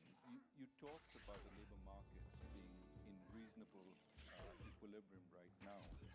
Of course, what we've seen over the last few months, months of the previous administration continuing into this administration, is immigration has fallen off considerably. What's your sense on how that will affect the labor market? So part of why growth was so strong in the last couple of years was just very high levels of immigration, and those people went to work. The economy hired them. There was a lot of demand. We were still working off the labor shortage. What's happened since the prior administration changed their policy? There's this world, guys. There is this world where this ends up being like a good thing for the United States, because we finally learn, like, oh shit, all these things that they told us about like immigration was actually a total fucking lie. It actually really did help the economy. These laborers actually really were important for a variety of reasons. Like, oh shit, maybe it is actually good to have other people coming to our country, to work and to learn and do all this. Maybe this actually helped. There's like a world where we finally learn that, maybe, hopefully. As you mentioned, maybe immigration has fallen very sharply, and therefore the growth of workers has really stopped. It's really stagnant. But at the same time, demand has also fallen, and so demand for workers, so payroll job creation has also fallen, and they've kind of fallen in tandem, which is why the unemployment rate has been pretty stable for about a year. So in a way, demand and coincidentally perhaps to some extent, demand and supply for workers has fallen. In terms of the effect on the labor market, right now we're still at full employment, and labor force participation is still strong.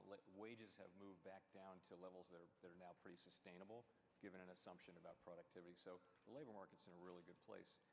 Longer term, the effects of immigration are not thought to matter much for inflation. The effects on demand and supply will more or less cancel each other out. So we wouldn't expect there to be a big impact on inflation.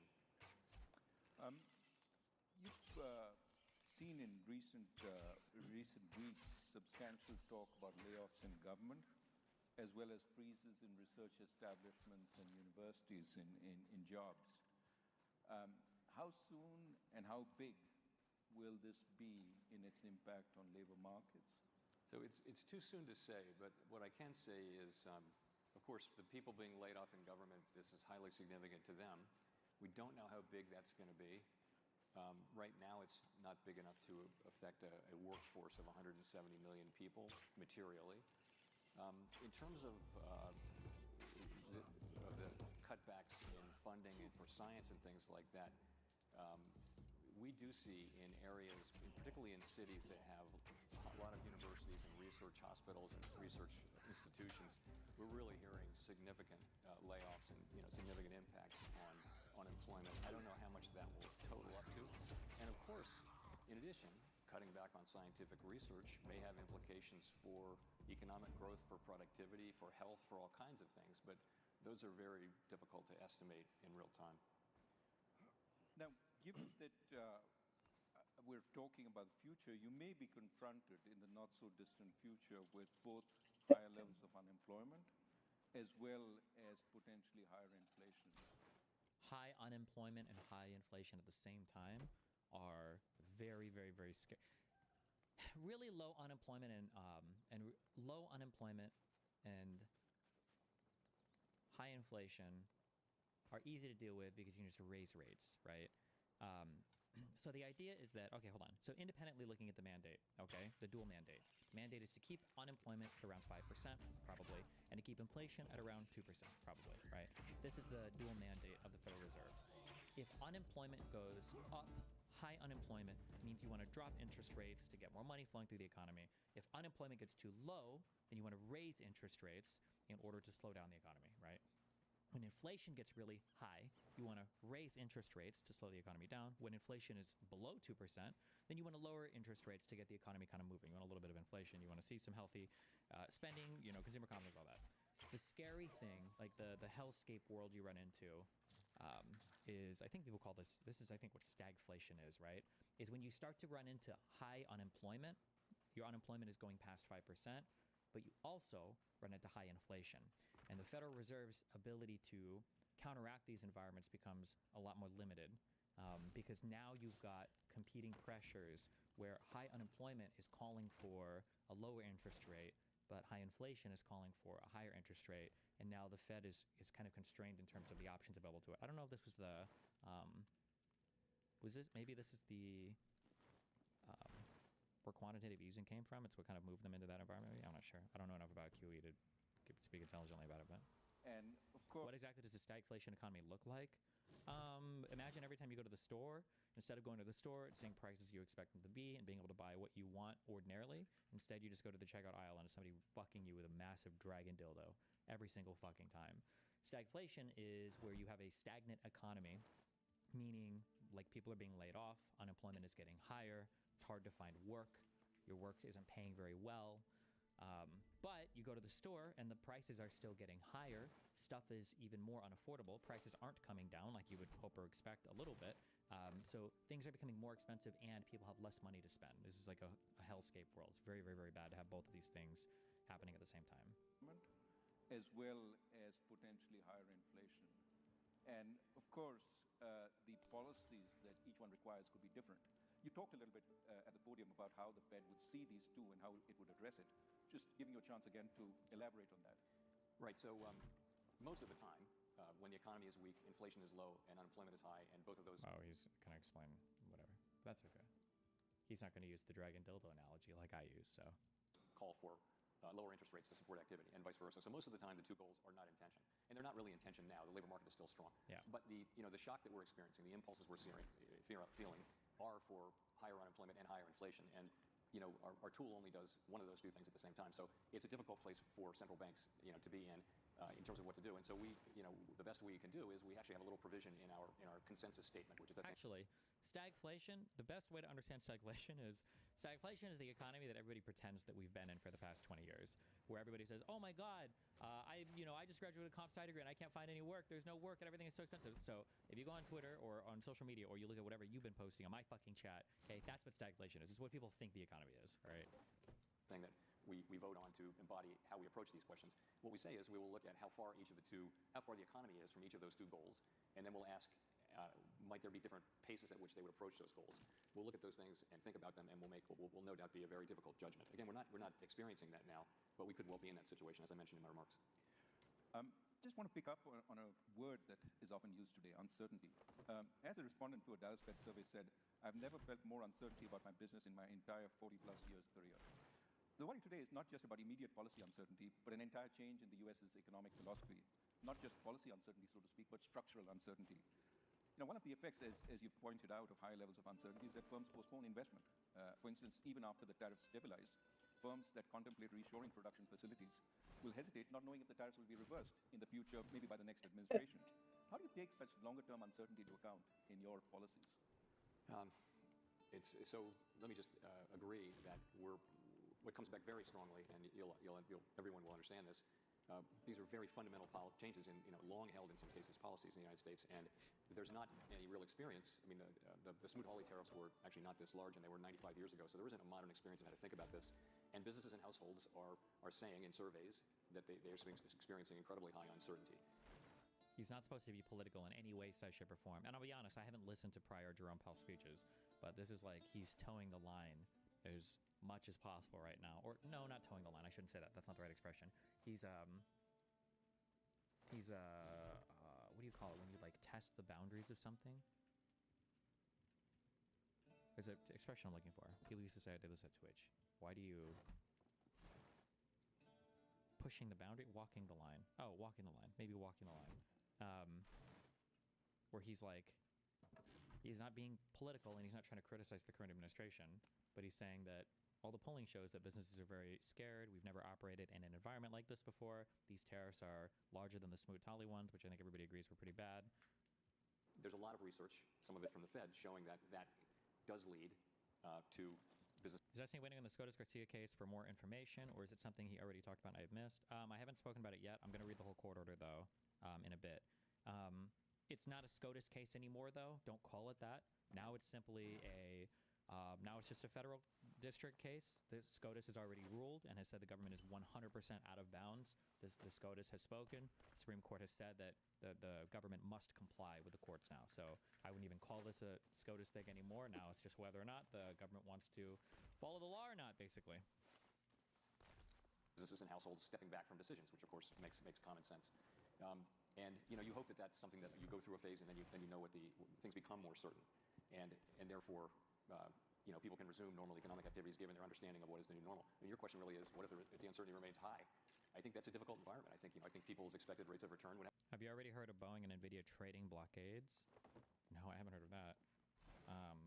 I do know that Nvidia and AMD got fucked in after hours. Oh, what did the actual? Well, maybe when the markets open, maybe the stock was fine. Woo! Nope. What is? I read this on Wall Street Bets. I don't know how true it is. Any bad news for Nvidia is bad news for AMD. Good news for Nvidia is good news for Nvidia, and then what was it like? Bad news for AMD is bad news for AMD. Good news for AMD is good news for AMD. Basically, any news for Nvidia, I guess, is bad news for AMD. People just don't like the AMD stock in Wall Street Bets. Damn. All right.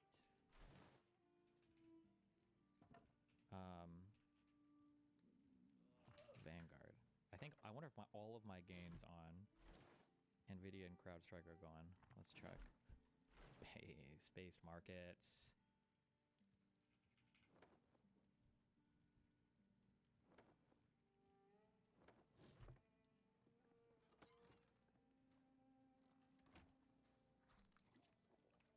What is this new ad that just popped up? Open a Cash Plus account. What, for people who don't like the markets? BZ. Absolutely BZ. Damn! Never mind. My CrowdStrike is still holding strong. I don't know if it makes up for my Nvidia losses, though. I'm up 200K on CrowdStrike, and I'm down 50K on Nvidia. So 150 combined, 75 on each. That's probably beating the markets right now. How is CrowdStrike? What did Godly buy? CrowdStrike stock. They're up 10% year to date. God damn! How do they do it?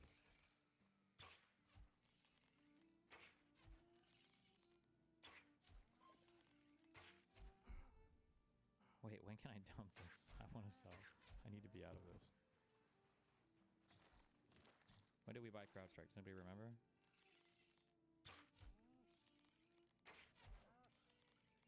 Cost basis summary.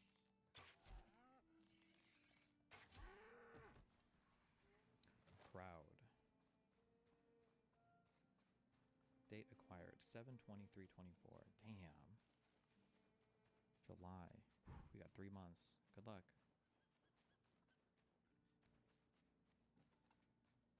And therefore, somebody said Destiny services aren't tariffed. That might be true in a literal sense, but you can absolutely enact policies on your planet. Not on your planet. I'm looking at my list. I'm sorry. You can enact policies in your country that would make services more expensive or prohibit certain services. So you can tax services, or you can do things to make services expensive or tariff them effectively. It just wouldn't be called a tariff. It would be some local law or restriction you would pass. People can resume normal economic activities given their understanding of what is the new normal. I mean, your question really is, what if the uncertainty remains high? I think that's a difficult environment. I think people's expected rates of return would have to be higher. I think people would be that would weigh on, to me, investment just in general. If the United States were to become a jurisdiction where risks are just structurally higher going forward, that would make us less attractive as a jurisdiction. We don't know that at this point, but I think that would be the effect. Well, let me turn to financial markets. We've seen some volatility, especially stock market volatility. I mean, the levels of the VIX are up to the levels they were in the early days of the pandemic, coming off somewhat now. Some people believe the Fed will intervene if the stock market plummets, the so-called Fed put. Are they correct? Put this to rest, Jerome. I want to hear a big baller, big dick answer from you. We have 2 mandates at the Federal Reserve. Last I checked, none of those mandates had fuck all to do with the stock market. I need you to big dick this answer, J-Dog. Correct?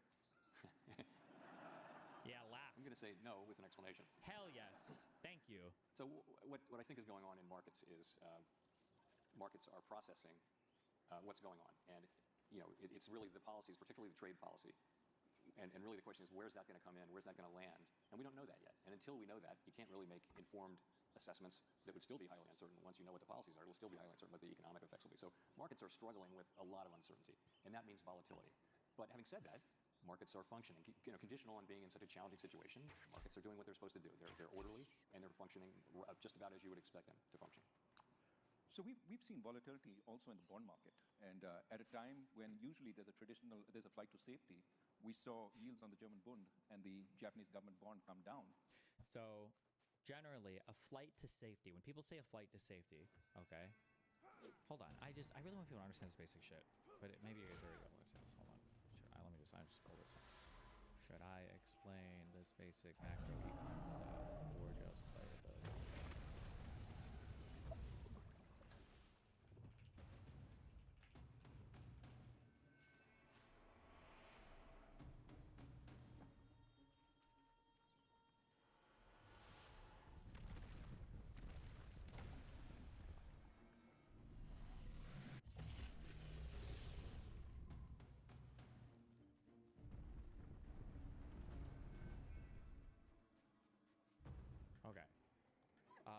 Flight to safety means that no matter what's happening in the world, no matter what's going on, we have these things called treasury bonds from the United States Federal Reserve that everybody wants to buy.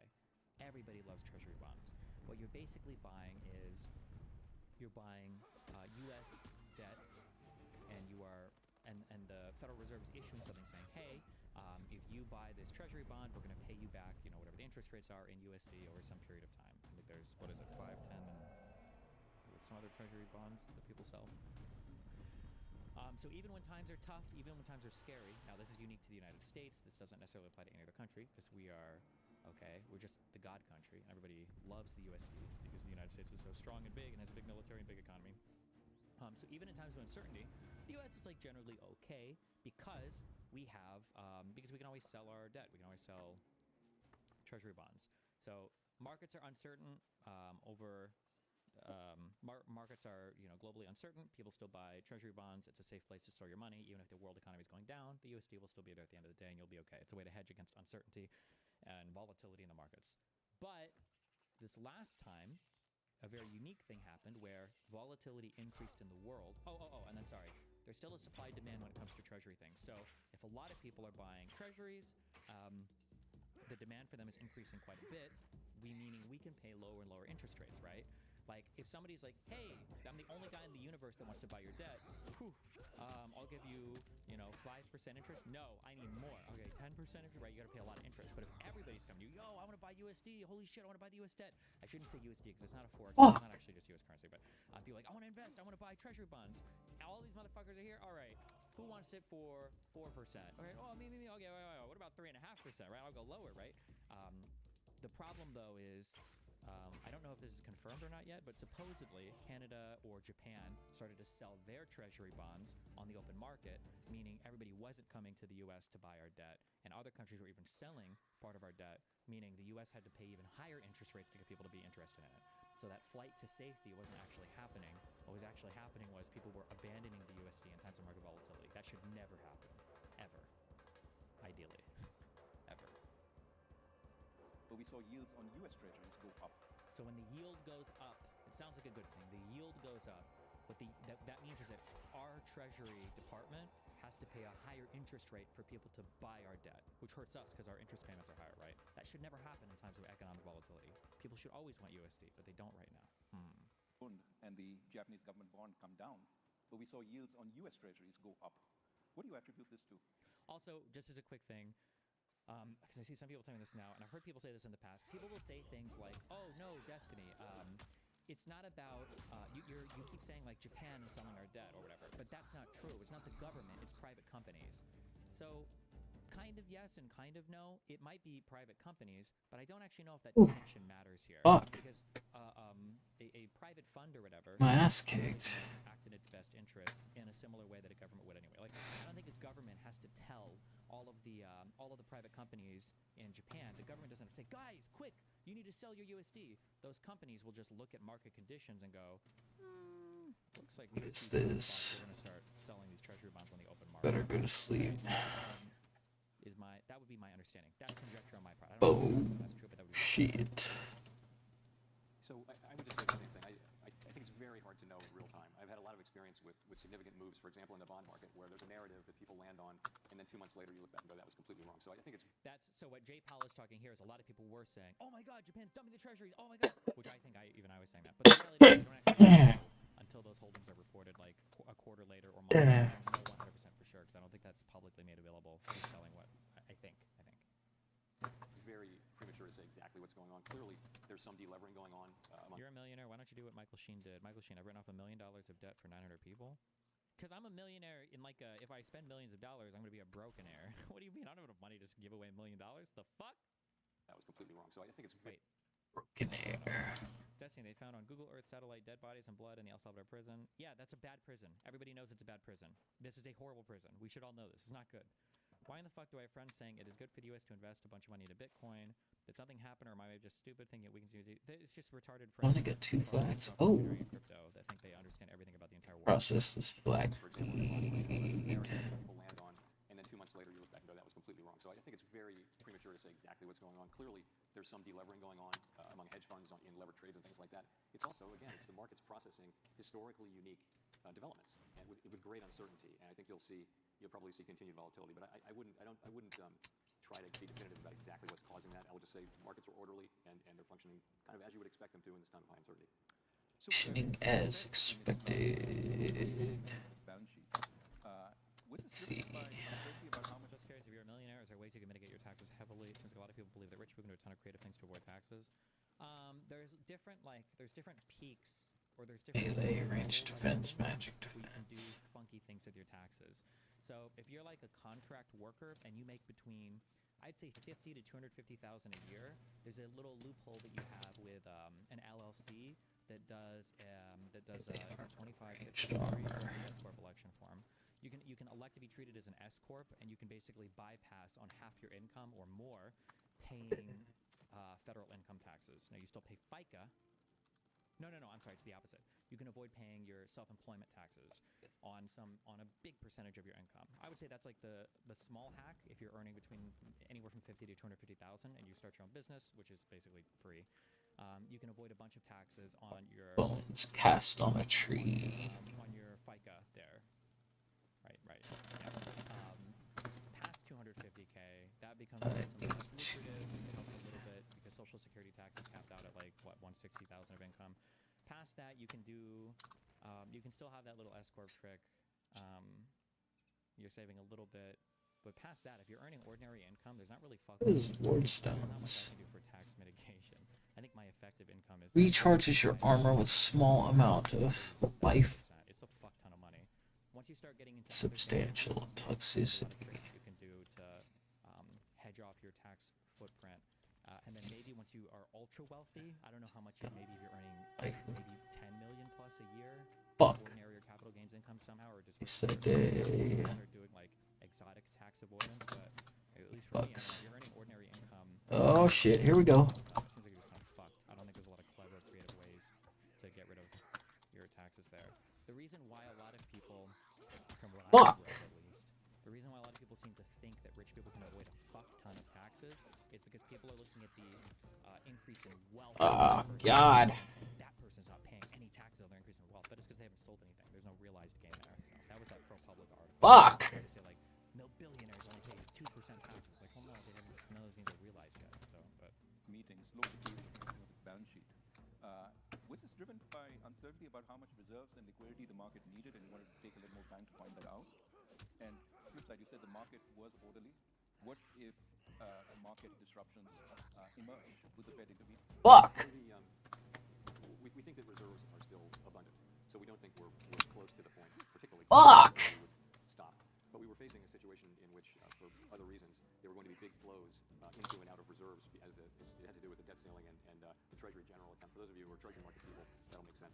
But we while the big flows are happening for over a period of 6 months, we would actually be shielded from being able to see evidence that we were or were not getting close to the level of less abundant reserves. And so we decided. Your donos and shit are tips, so no tax. Fuck. Much of your income from tax burden, if I recall. If that ends up being the case, then I would definitely treat. Okay.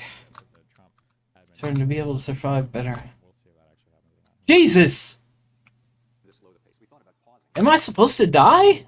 Great debates that we have at the FOMC, we decided to slow the pace instead, and people really came to see the merits of that because the slower we go, the less the smaller the fuck without disruptions, and we want that process to continue, and now it's at quite. Oh God. So that means it can go on for a longer amount of time. All right, let's see.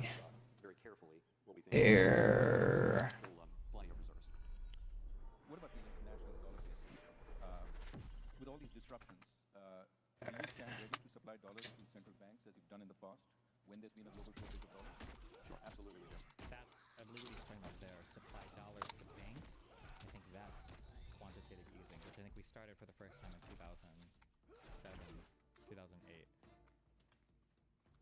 Just for everyone's knowledge, we have standing dollar swap lines with 5 large central banks, and they go to I think the jurisdictions where there are big overseas dollar funding markets, and in fact those are overseas markets where, for example, a European or Asian institution is buying an asset-backed security that is backed by loans to American consumers. So in effect, these are loans to American consumers, and we support that. We want to make sure that dollars are available. They need dollar funding to hold those dollar assets. Oh wait, never mind. No. Goddamn goblins. Right now, I don't know the underlying underpinnings of this.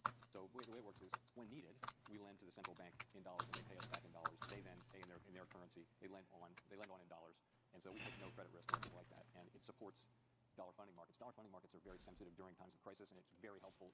The reason we do it is it's really good for U.S. Consumers. So we'll continue to do that, just as part of the dollar being a reserve currency, the reserve currency, most important, and we will do that. You mentioned amongst the issues you were focused on was the U.S. fiscal situation. Well, clearly, U.S. sovereign debt continues to rise. And what are your thoughts on the longer-term implications for interest rates and economic stability? How much further can we go in terms of national debt before we cross a line that might be unsustainable in the long term? So the U.S. is on U.S. So this is always a killer question that everybody is like alluding to, but nobody really knows the answer to. Is that is there some amount of U.S. debt that's too much? Nobody knows the answer to this question. People have different theories about how much debt can the United States support. At what point is it unsustainable? Maybe I should just payment. Does it have to do with the percentage of make a staff? Payment as GDP. Like a lot of people have different theories about this, but I don't think anybody really knows the answer to this question. Princess Lakes. It's already had this shit. Federal debt is on an unsustainable path. It's not at an unsustainable level. And See, staff need. QE stands for quantitative easing, which I think is when the Federal Reserve starts buying back Treasury bonds early. to provide liquidity to banks. OMO looks like a ooh smiley face that I would put in a DM. I don't know what OMO means. Just No one really knows how much further we can go. Other countries over time have gone much farther, but we're now, we're running very large deficits at full employment. And this is a situation that we very much need to address. Sooner or later we'll have to, and sooner is better than later. In terms of, if I can say from my time working on these issues, it's not the Fed's issue, but if you look at a pie chart of federal spending. Is debt only really an issue if other countries get mad at us and try to sell their treasury bonds all at once? I mean, like, I feel like, I mean, I'm saying this as a truism. I'm not going to prove this, but it just feels intuitive. It must be true, right? Certainly, there must be some level of debt that's just too much, that at some point it becomes unsustainable. I don't know what the answer to that is. I do know that other countries help us sustain our debt, like these countries that, for instance, export more to us than we export to them. So countries that we have high trade deficits with, they hold a lot of U.S. debt because some of that extra money that they have comes back in the form of buying. People in their country will buy U.S. debt. They'll buy U.S. treasuries. So if countries got mad at us and started offloading, whatever our theoretical cap is on how much debt could we handle, whatever that theoretical cap is, we'll hit it much sooner, which should be scary to everybody. But The biggest parts and the parts that are growing Scary. are Medicare, Medicaid, Social Security, and Is it nothing just fucking runes? has to be done. And those are issues that can only be touched on a bipartisan basis. Neither party can figure out what to do without both parties being at the table. So that's critical. All of this domestic discretionary spending, which is essentially where 100% of the conversation is. wait, somebody said, I thought countries can't sell the treasuries back to the government on their own will. All of it is basically only traded on the secondhand market. That's generally true, but I think QE, I think quantitative easing is when that happens. However, regardless of a company being able to sell back a treasury to the government or not, you still have to compete with the government. I'm sorry, the government still has to compete with secondary markets when they go to sell treasuries. So even if, I don't know what the point is of your question. I don't know if what I just said even addressed what you were bringing up. Those are issues that can only be touched on a bipartisan basis. Neither party can figure out what to do without both parties being at the table. So that's critical. All of this domestic discretionary spending, which is essentially where 100% of the conversation is small as a percentage Whoa. of federal spending and is declining as it's already declining as a percentage of federal spending. So when people are focusing on cutting domestic spending, they're not actually working on the problem. Domestic discretionary spending is already going down. I like to make that point because so much of the dialogue that the politicians offer is about domestic discretionary spending, which is not the issue. Well, let's turn to stability and regulation. That was an interesting point. He just said domestic discretionary spending is not the issue. So when we talk about the federal budget, we're talking about $1.7-ish trillion of spending. I'm gonna rock those fucking goblins next time. I think is in excess of $6 trillion, almost $7 trillion now. But the majority of it, like 66% plus 2/3 of it, is on non-discretionary stuff, meaning stuff like social security. This is way better than the bow. I think Medicare. I don't think Medicaid, but I don't remember how Medicaid is funded exactly.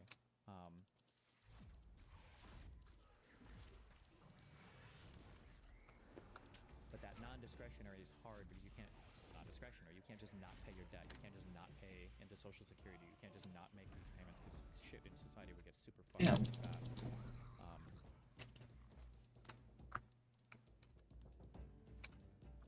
So mandatory is 66%. Our discretionary, which is what Congress fights about every year, is 20%. All right, I can go up in this castle and kick some ass. And our interest, I guess, is 8%. The best way, looking at this chart, just like looking at this and thinking like, oh shit, what do we do? Is to grow your economy. Where's my magic though? Means more tax receipts.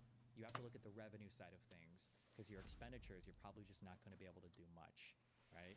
In a way, I would kind of compare this to, although it's not the same exactly because individuals can change, but it's kind of like if you're... Is this like using runes or something? Okay, but when you're a working class Chad, your two huge fucks are rent and your car payment. These are like the two... What is it using? Always fucking you every single month.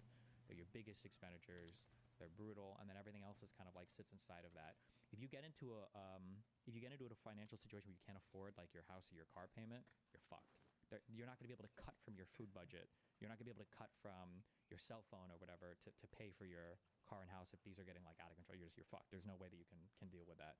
And the only way you can deal with it is to, for an individual, you can kind of sell your car, get a smaller one, or you can try to move to a more affordable place. But for the government, we can't do anything about the mandatory spending. You just have to increase your revenues. Fucking castle. Nobody wants to talk about increasing revenues because that means a tax increase. Oh, I'm way...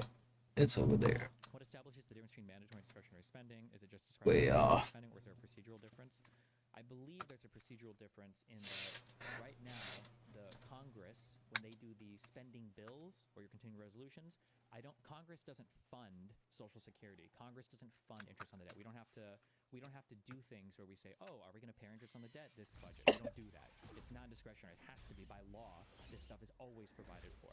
The only way that we, in a really roundabout way, fight over non-discretionary spending is when there's a debate on raising the debt ceiling. And that's one of the reasons why that debt ceiling debate is so catastrophic, because if we don't raise the debt ceiling, then that means that we're going to start to default Goddamn rat. discretionary spending, which means that for the first time in all Those motherfuckers can go off in the water.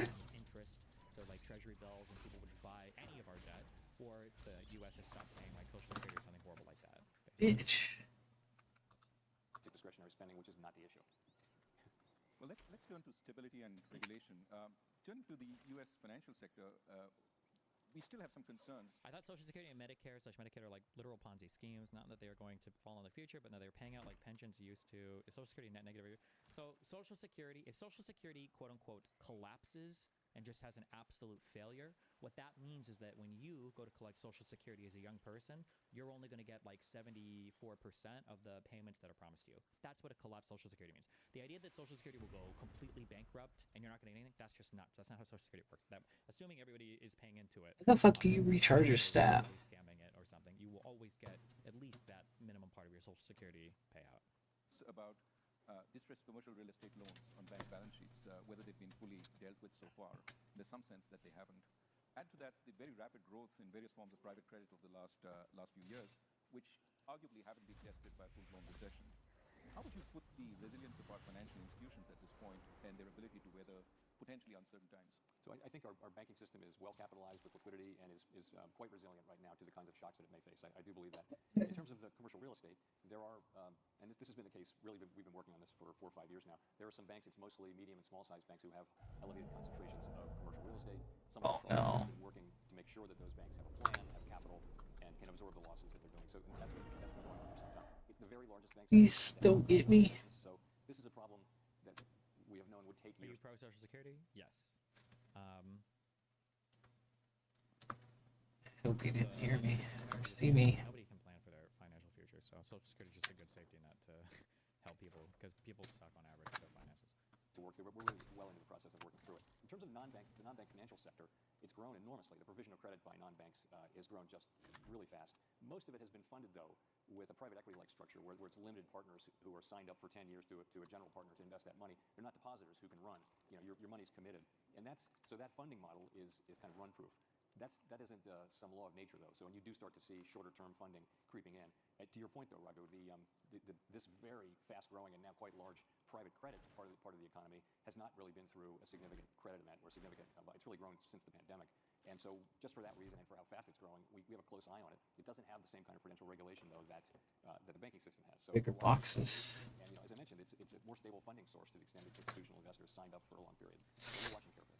Right, wearing my banking research hat, actually banks are also involved in one of these institutions in a big way. Yeah. We do know the administration wants to relax regulations in many areas, one of which may well be banking. What can you tell us about the Basel III endgame, so to speak, which is primarily focused on additional capital for the large banks? Charge the staff. That we should proceed to complete the Basel III accord. I have no idea what that means. We have to do that, and we look forward to doing that in conjunction with the FDIC and the OCC. What do you think about how much personal debt people can get now with stuff like credit cards and payday loans? Should that be allowed? I don't like the concept of payday loans at all. I actually don't think credit cards should even be legal. I just don't think they provide for healthy consumer spending habits, but I don't know. Maybe there should be like a federal cap on how much debt are you allowed to have as a consumer on credit cards. This is kind of anti-freedom, though, but yeah, I don't know. I think that's insane. But our view is, and I think the bank's view as well, is we should complete... Why not upgrade them to EM plans? Oh, wait, because I can make chips from EM plans, can I? Oh, you're right. Fuck. I didn't even think of this. That you need international minimum standards. That's kind of a common good, and we're not bound by them. Really, nothing. The United States has plenty of input into what those accords contain. So our view is strongly that we should complete those, and we could do it, I think, relatively quickly. We're not so very far away from. How much cash should you have by 25? It depends on when you start school, but I would say that a decent 25-year-old with a decent work ethic, I think could pretty easily have anywhere from 400,000 to 500,000 in the bank, depending on how quickly you pay off your student loans. I would say, yeah, you know. From what would be a good, I think, outcome. Well, let me move to something which is more about technological change and new kinds of instruments, cryptocurrencies. How do you see the potential for more favorable regulations coming on them and potential risks from that for the system? So we went through a wave of failures and fraud and things like that were the headlines for a couple of years. And I think what you see now is, and during that period, by the way, we worked with Congress to try to get a framework, a legal framework for stablecoins, which would have been a nice place to start. We were not successful. I think that the climate is changing, and you're moving into sort of more mainstreaming of that whole sector. So Congress is again looking at both the Senate and the House are looking at a framework, a legal framework for stablecoins. Depending on what's in it, that's a good idea. We need that. There isn't one now. And stablecoins are a digital product that could actually have fairly wide appeal and should contain consumer protections of the typical sorts and transparency. And that's what the Senate and the House are working on. So that's a positive thing.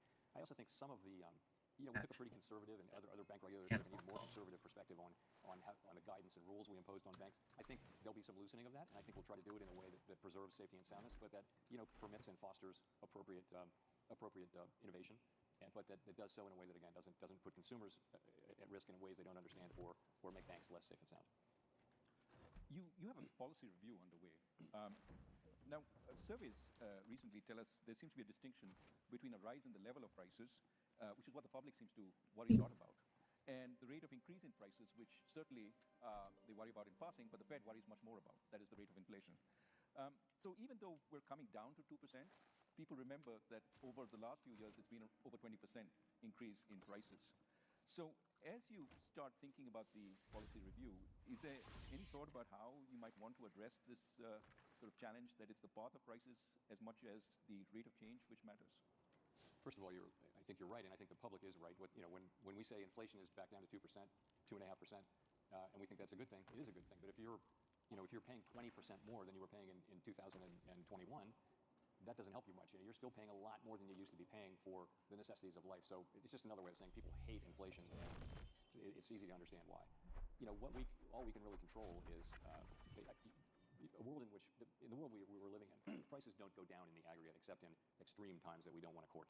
So I don't think we couldn't have a framework where we're going to bring prices down by 10% or something. That's not something we'll be looking at. We're essentially looking at. One of the things also, if you took the bait on that, you're actually fucking retarded. But that's okay. I don't know why you watch me. You think I'm that fucking stupid. Why would you watch me as a streamer? If you legitimately think I think you should have 500,000, you're so fucking retarded. You guys are brain broken by lefties. Okay. There are things like actual values, and then there's changes from value to value, right? When you do one log or whatever, you learn these are derivatives, okay? It's a rate of change. When you're talking about a rate, hey, what does that do? All you're talking about is the change from x, 1 to 2 to 2 to 3. Use alchemy to transmute It's important to remember that a tree into a stack of bones for all your grizzly needs. Oh. Absolutely felt increase in a particular thing. So when you talk about inflation, Bones? saying Oh. cumulative effects of inflation, right? Okay. I need logs. The cumulative effect of that inflation will be felt, right? If the rate of change is like 10 from 1 to 2, then you're going from 10 to 20. If the rate of change goes to 8, you'd go from 2 to 3, 20 to 28. If the rate of change now falls to 1, and you go from 28 to 29, and then the rate of change is 1, you go from 29 to 30, the rate of change is 1, you go from 30 to 31. Even though the rate of change has come down, your inflation rate has come down, that absolute increase, that cumulatively felt effect of inflation still remains. You can't bring prices down generally. You can only bring down the rate of change of those prices, is the cumulative effects of inflation, right? The best way to foster 2% inflation over time. And the things we did back in the changes we made in 2020 were really innovations around what to do when you're stuck near zero. Now we're well above zero, and it may be that we still need to have in our framework a way to deal with that, but perhaps the main case is not one where you're dealing with the effect of lower bound, and that would be a framework that looks a lot more like the one that we had before 2020. The tools you brought in to deal with the zero lower bound was quantitative easing. But you've also used quantitative easing to fix disruptions in the financial markets. Are you going to be more specific? Wood cutting, splinter. As you go through this review? So in the beginning, it's typically we're using it for financial market function. That was the case with the global financial crisis and with the pandemic. And we did try to explain ourselves through the pandemic and our explanations did change, but I think it's fair to say we might have done a better job of being clear about why we were doing it. And that's Sweet. we're aware of and looking at. 40 seconds. Discussion is complete without talking about AI. With AI coming fast and furious, it could affect productivity, it could affect employment. There are some people who say we will see for the first time technological unemployment in a serious way with AI. What are your thoughts about it, and how will it impact the Fed going forward? So, like everyone who's been exposed to what it's capable of, it's beyond. I mean, I started thinking about it as like a better version of Google, but it's not. It's like a better version of a person. You know, I mean, it can do amazing things. Oh no. So, the question is, all through the 250 years of technological innovation, technology evolves and people worry that it's going to replace human labor and people will be unemployed. And that hasn't been the case. Or it may be the case in the short run, but in the long run, what it's done is raise human productivity and therefore living standards. He's talking about this is like the lump of labor fallacy. There are people that assume that if some technological innovation happens, it's going to replace all of the human workers. And once those workers are replaced, we no longer have a need for them. And then there's going to be a massive Easy. unemployment, which is really bad. However, the way that it tends to go historically is even though some new technological innovation opens up, what happens is people learn to use that technological innovation and then the productivity grows, or productivity Unlock from stump. your amount of stuff that you can make per labor hour, and then people just find new ways to work with these existing technologies. There's always this kind of like boogeyman that there's going to be some new technology where the lump of labor fallacy no longer applies, and you actually do run into an issue where people 41. don't have work anymore. It hasn't happened yet, but people are worried that maybe with AI, maybe this will be the thing that finally makes it happen. So is this going to be the case where it eliminates more jobs than it creates? And we just don't know. I mean, you come back in 20 years, will it be the case that just people are much more productive in their work because of AI, or will it be the case that AI has just replaced a lot of people? And I think it's very hard to say, but it truly is remarkable in what it's capable of. And it's you know, we had a demonstration by a Wharton professor recently, and you speak to it like it's a person, and it kind of responds like a person, and the things that it can do are really amazing. By the way, this is early days. You know, they're talking about even the next couple of years will bring more dramatic breakthroughs. So I think it's one of the 2 or 3 things most likely to bring dramatic change to the economy all around the world in the next 20 years. And I'd say very hard to say how it shakes out. Let me turn to your job. An important man once said of your job, it's the greatest job in... I don't know if it'd be a dumb idea, but for anything else, it'd be cool to hire a mixologist/bartender to make drinks for you guys based off of current events. Maybe. Damn that cool cape that I had. What the fuck? I had a cool cape earlier. Let's see. Flip a coin. And then everybody talks about you like you're a god. What is it that you normally do every day in the office? Is it fulfilling and, dare I say, enjoyable? Goddamn dragon. Like a god. So I Oh god. I think it's the best job in government. I really do enjoy it. Yes. I love the job. It's a great honor to serve. It's quite humbling because, you know, Okay, Ashlog, Stone, and Bone. all of that is true, and I do what everybody expects me to do. We do a little more reading though as part of our daily. My colleagues and I do part of our daily regime than a typical executive would do. In terms of being a god, I would say that we are blessed with a large number of amply compensated critics who would kind of tend to undercut that. So we don't feel like a god. So let me go to the more mundane. In that office, what are the key indicators you look for? What are the sources of data that you go to as you try and make up your mind? So, you know, I'd say start with labor. You know, there's more labor market data and better reliable labor market data than probably anywhere else, and just a lot of data. And, you know, it's new jobs, it's payroll, it's wages, it's participation. You can break all of those down in different categories. It's a million different things. So there's a lot of labor market data. It's a great field if you're going into economics because there's just so much to do. So then we look at the inflation data. Also, I keep track of global developments pretty carefully, and I talk to my global counterparts pretty regularly just to stay aware of what's going on. Financial markets are really important, and you know, and lately something that we're paying close attention to, as you would expect, what's going on around the world in currency markets and fixed income markets and equity markets, all of that. For me, though, my background was more in the private sector and you know, as an investor, and for a significant part of my career, and I have to talk to outsiders about what they're seeing and what they're dealing with for it to really kind of fit together for me. I can look at only so much data, and you know, but to really get the story and Where the fuck did I crouch? More talking to outsiders and you know, anecdotal data does help things kind of fit together for me, I would say. You told us about speaking with business people last night and getting a sense of what was going on in the Midwest. Let me turn to Fed independence. You've reiterated that you intend to stay in office until the end of your term, and that certainly reassured many in financial markets. Oh shit. What are the levers the government or the legislature have to pressure the Fed? And should one Games controller. Fed's independence once you're gone? So our independence is a matter Emote. Congress has, in our statute, we're not removable except for cause. We serve very long terms, seemingly endless terms. How did Trump pick Powell? No, Powell wasn't picked initially by Trump. I don't know who first put Powell in.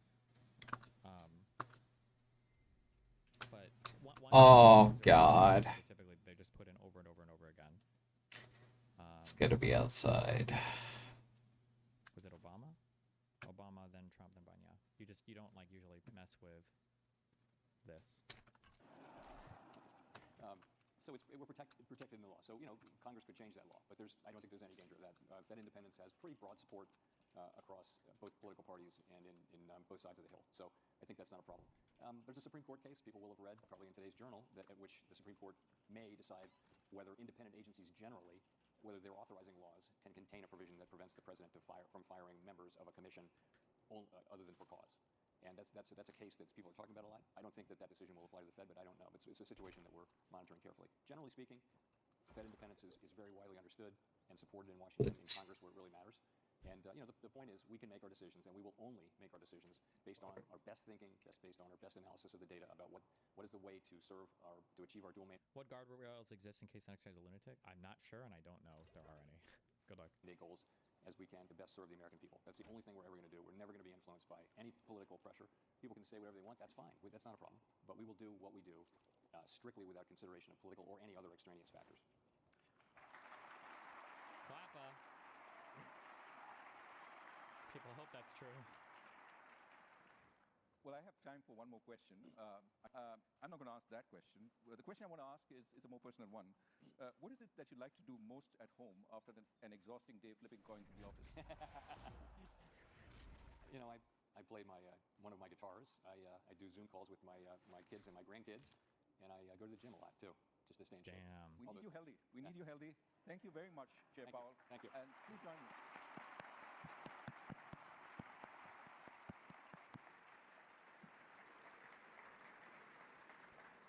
On behalf of the Economic Club of Chicago, thank you, Chair Powell and Dr. Rajan, for such a wonderful... Okay, I love this lady. I've heard her speak a couple times now. Her voice absolutely sounds like it's a little bit modulated by some type of... On behalf of the Economic Club of Chicago, thank you, Chair Powell and Dr. Rajan, for such a wonderful conversation. You are a national treasure, and I hope all of us can see how important Chair Powell's role is. Why does the U.S. have such a low voter turnout compared to other countries? I don't know if we do or not, do we? I know our turnout is considered low. I don't know what other countries look like. Our average population is kind of not very civically minded, I guess. And also, I don't know if this is normal in other countries, but we don't have like a national voter day. Like when you vote, you have to ask to get off work and hope that your boss actually lets you off. You have to make time to do it. Like it's just kind of, yeah. We just don't like, I guess we don't value voting that much as a people or something. I don't know. Hold on. Newsom made statements about Trump tariffs.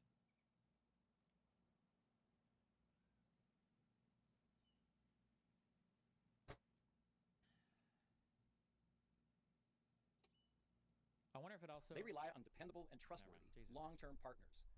And we need to be a reliable and trustworthy trading partner with the rest of the world. So I think we all work together. The supply chain's interconnected. There's so many moving parts, and it's something that we all should rally around. So thank you. And I'd like to introduce Attorney General Rob Bonta. Jesus. Thank you all for being here and taking the trip. I want to thank Christine and Chris for sharing their stories and speaking up about the impact on their businesses and California businesses generally. Okay. Rob Bonta, California Attorney General. And we're here because President Trump's rogue and erratic tariffs are wreaking havoc on our nation's financial systems and causing uniquely immense harm to California's economy, the fifth largest economy in the world and a major driver of our national economy. Together with Governor Newsom, I'm filing our 14th lawsuit against the president in less than 14 weeks. This one challenging tariffs he unlawfully imposed under the International Emergency Economic Powers Act. We're asking the court to rein in the president, restore to our economy, and uphold the Constitution. The president did. State of California, Gavin Newsom, in his official capacity as Governor of California. The Governor of California is launching a lawsuit against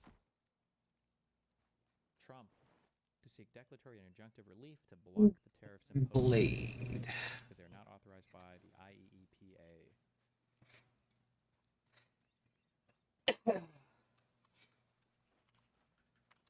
Not a cabbage here.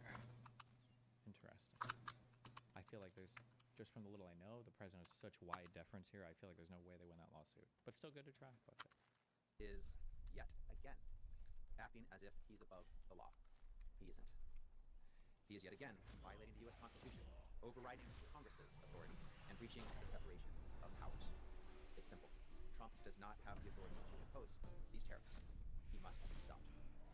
Before I get into the nitty-gritty, I want to express my great appreciation to Governor Newsom and his team for their leadership on this issue and many issues, and their collaboration with us on this case. We're proud to work with them, as always.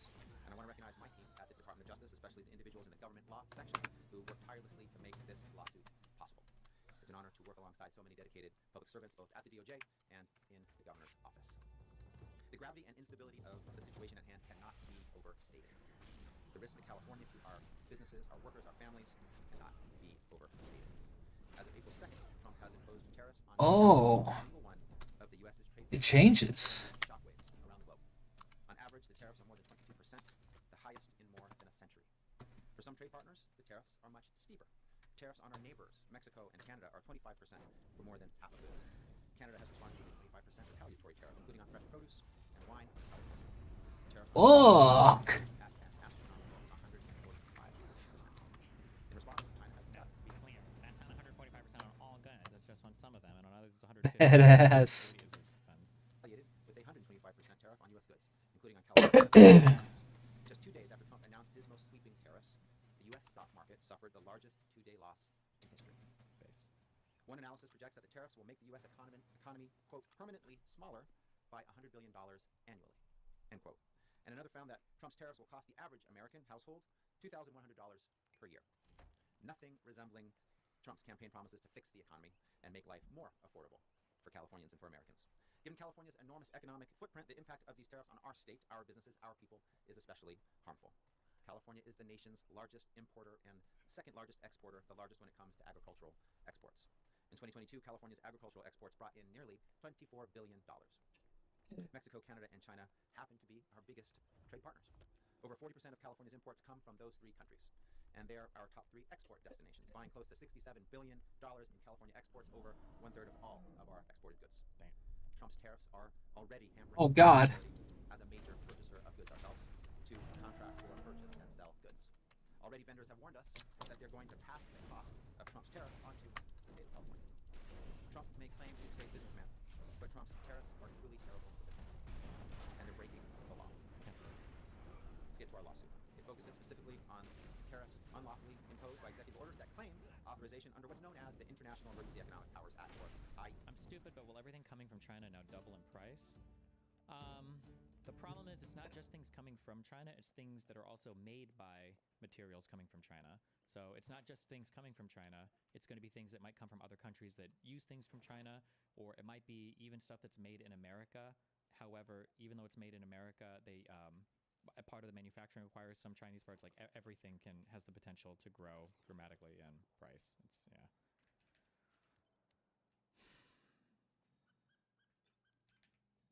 EEPA. This is important because Trump claims this law is the reason he can impose these tariffs, and he is wrong. The truth is the IEEPA does not apply here. Trump has had to resort to creating bogus national emergencies that defy reason. He's even claimed there's an influx of illegal immigration and illicit drugs crossing over the Canadian border as the basis for imposing across-the-board tariffs on Canada. It is completely untrue. In actuality, less than 1% of fentanyl and illegal crossings actually come from Canada. The reality is the U.S. Constitution gives Congress the power of the purse. It's Congress's responsibility to set and collect taxes, duties, and excises, including, yes, tariffs, not the president's. Yep. Congress hasn't authorized these tariffs, much less authorized imposing tariffs. Horny vine. Yeah, the reality is, though, is it won't be massive price increases. It'll just be the general unavailability of things, unless you're like a luxury customer or whatever. Nobody's going to sell, these things for 2x, 3x, 4x the cost or the price, because there's just not going to be a market for them. Businesses will likely just shut down and not serve people at all. Then pause them, then imminently reinstate them on a whim, causing our nation and the global economy to Somebody I was supposed to find here. override Congress and steamroll the separation of powers. That means he's trampling over his own party, by the way. Again, Congress hasn't given him the authority to impose these sweeping and chaotic tariffs pursuant to emergency powers, which means he can't do it. Bottom line, The fuck?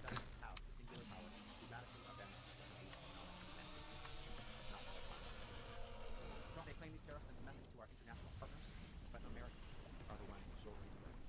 It's sad. We just need more people fighting against Oh God. It should feel like the whole country is against Trump. I'm glad they're following this lawsuit. I'm glad that Boasberg, that we have that law firm representing the 5 Venezuelans and the Abrego Garcia guy, and that Boasberg is taking a stance against this. I'm glad the Supreme Court 9-0'd him and said fuck off. I'm glad that. Great, am I stuck? Harvard yet? The Harvard has chosen to fight against it. Like it needs to be like a full court press in every single world that they have to fight against. They can't. Nobody can weather that much bad publicity. The president does not. Fuck, how long does this shit stay on the ground? Doing these tariffs, he just doesn't. It's a wildly abusive way of using his emergency powers, and he's clearly, like, just at first glance, he's obviously not using these in the interests of our national security. He's very obviously wielding these in the way of economic policy, right? When you talk about like counter tariffs and a tariff of a tariff, and we're trying to bring our trade deficit up. This is not a national security thing. This is a economic policy, and this is supposed to be within the purview of Congress. The message Americans are receiving. I find anybody here.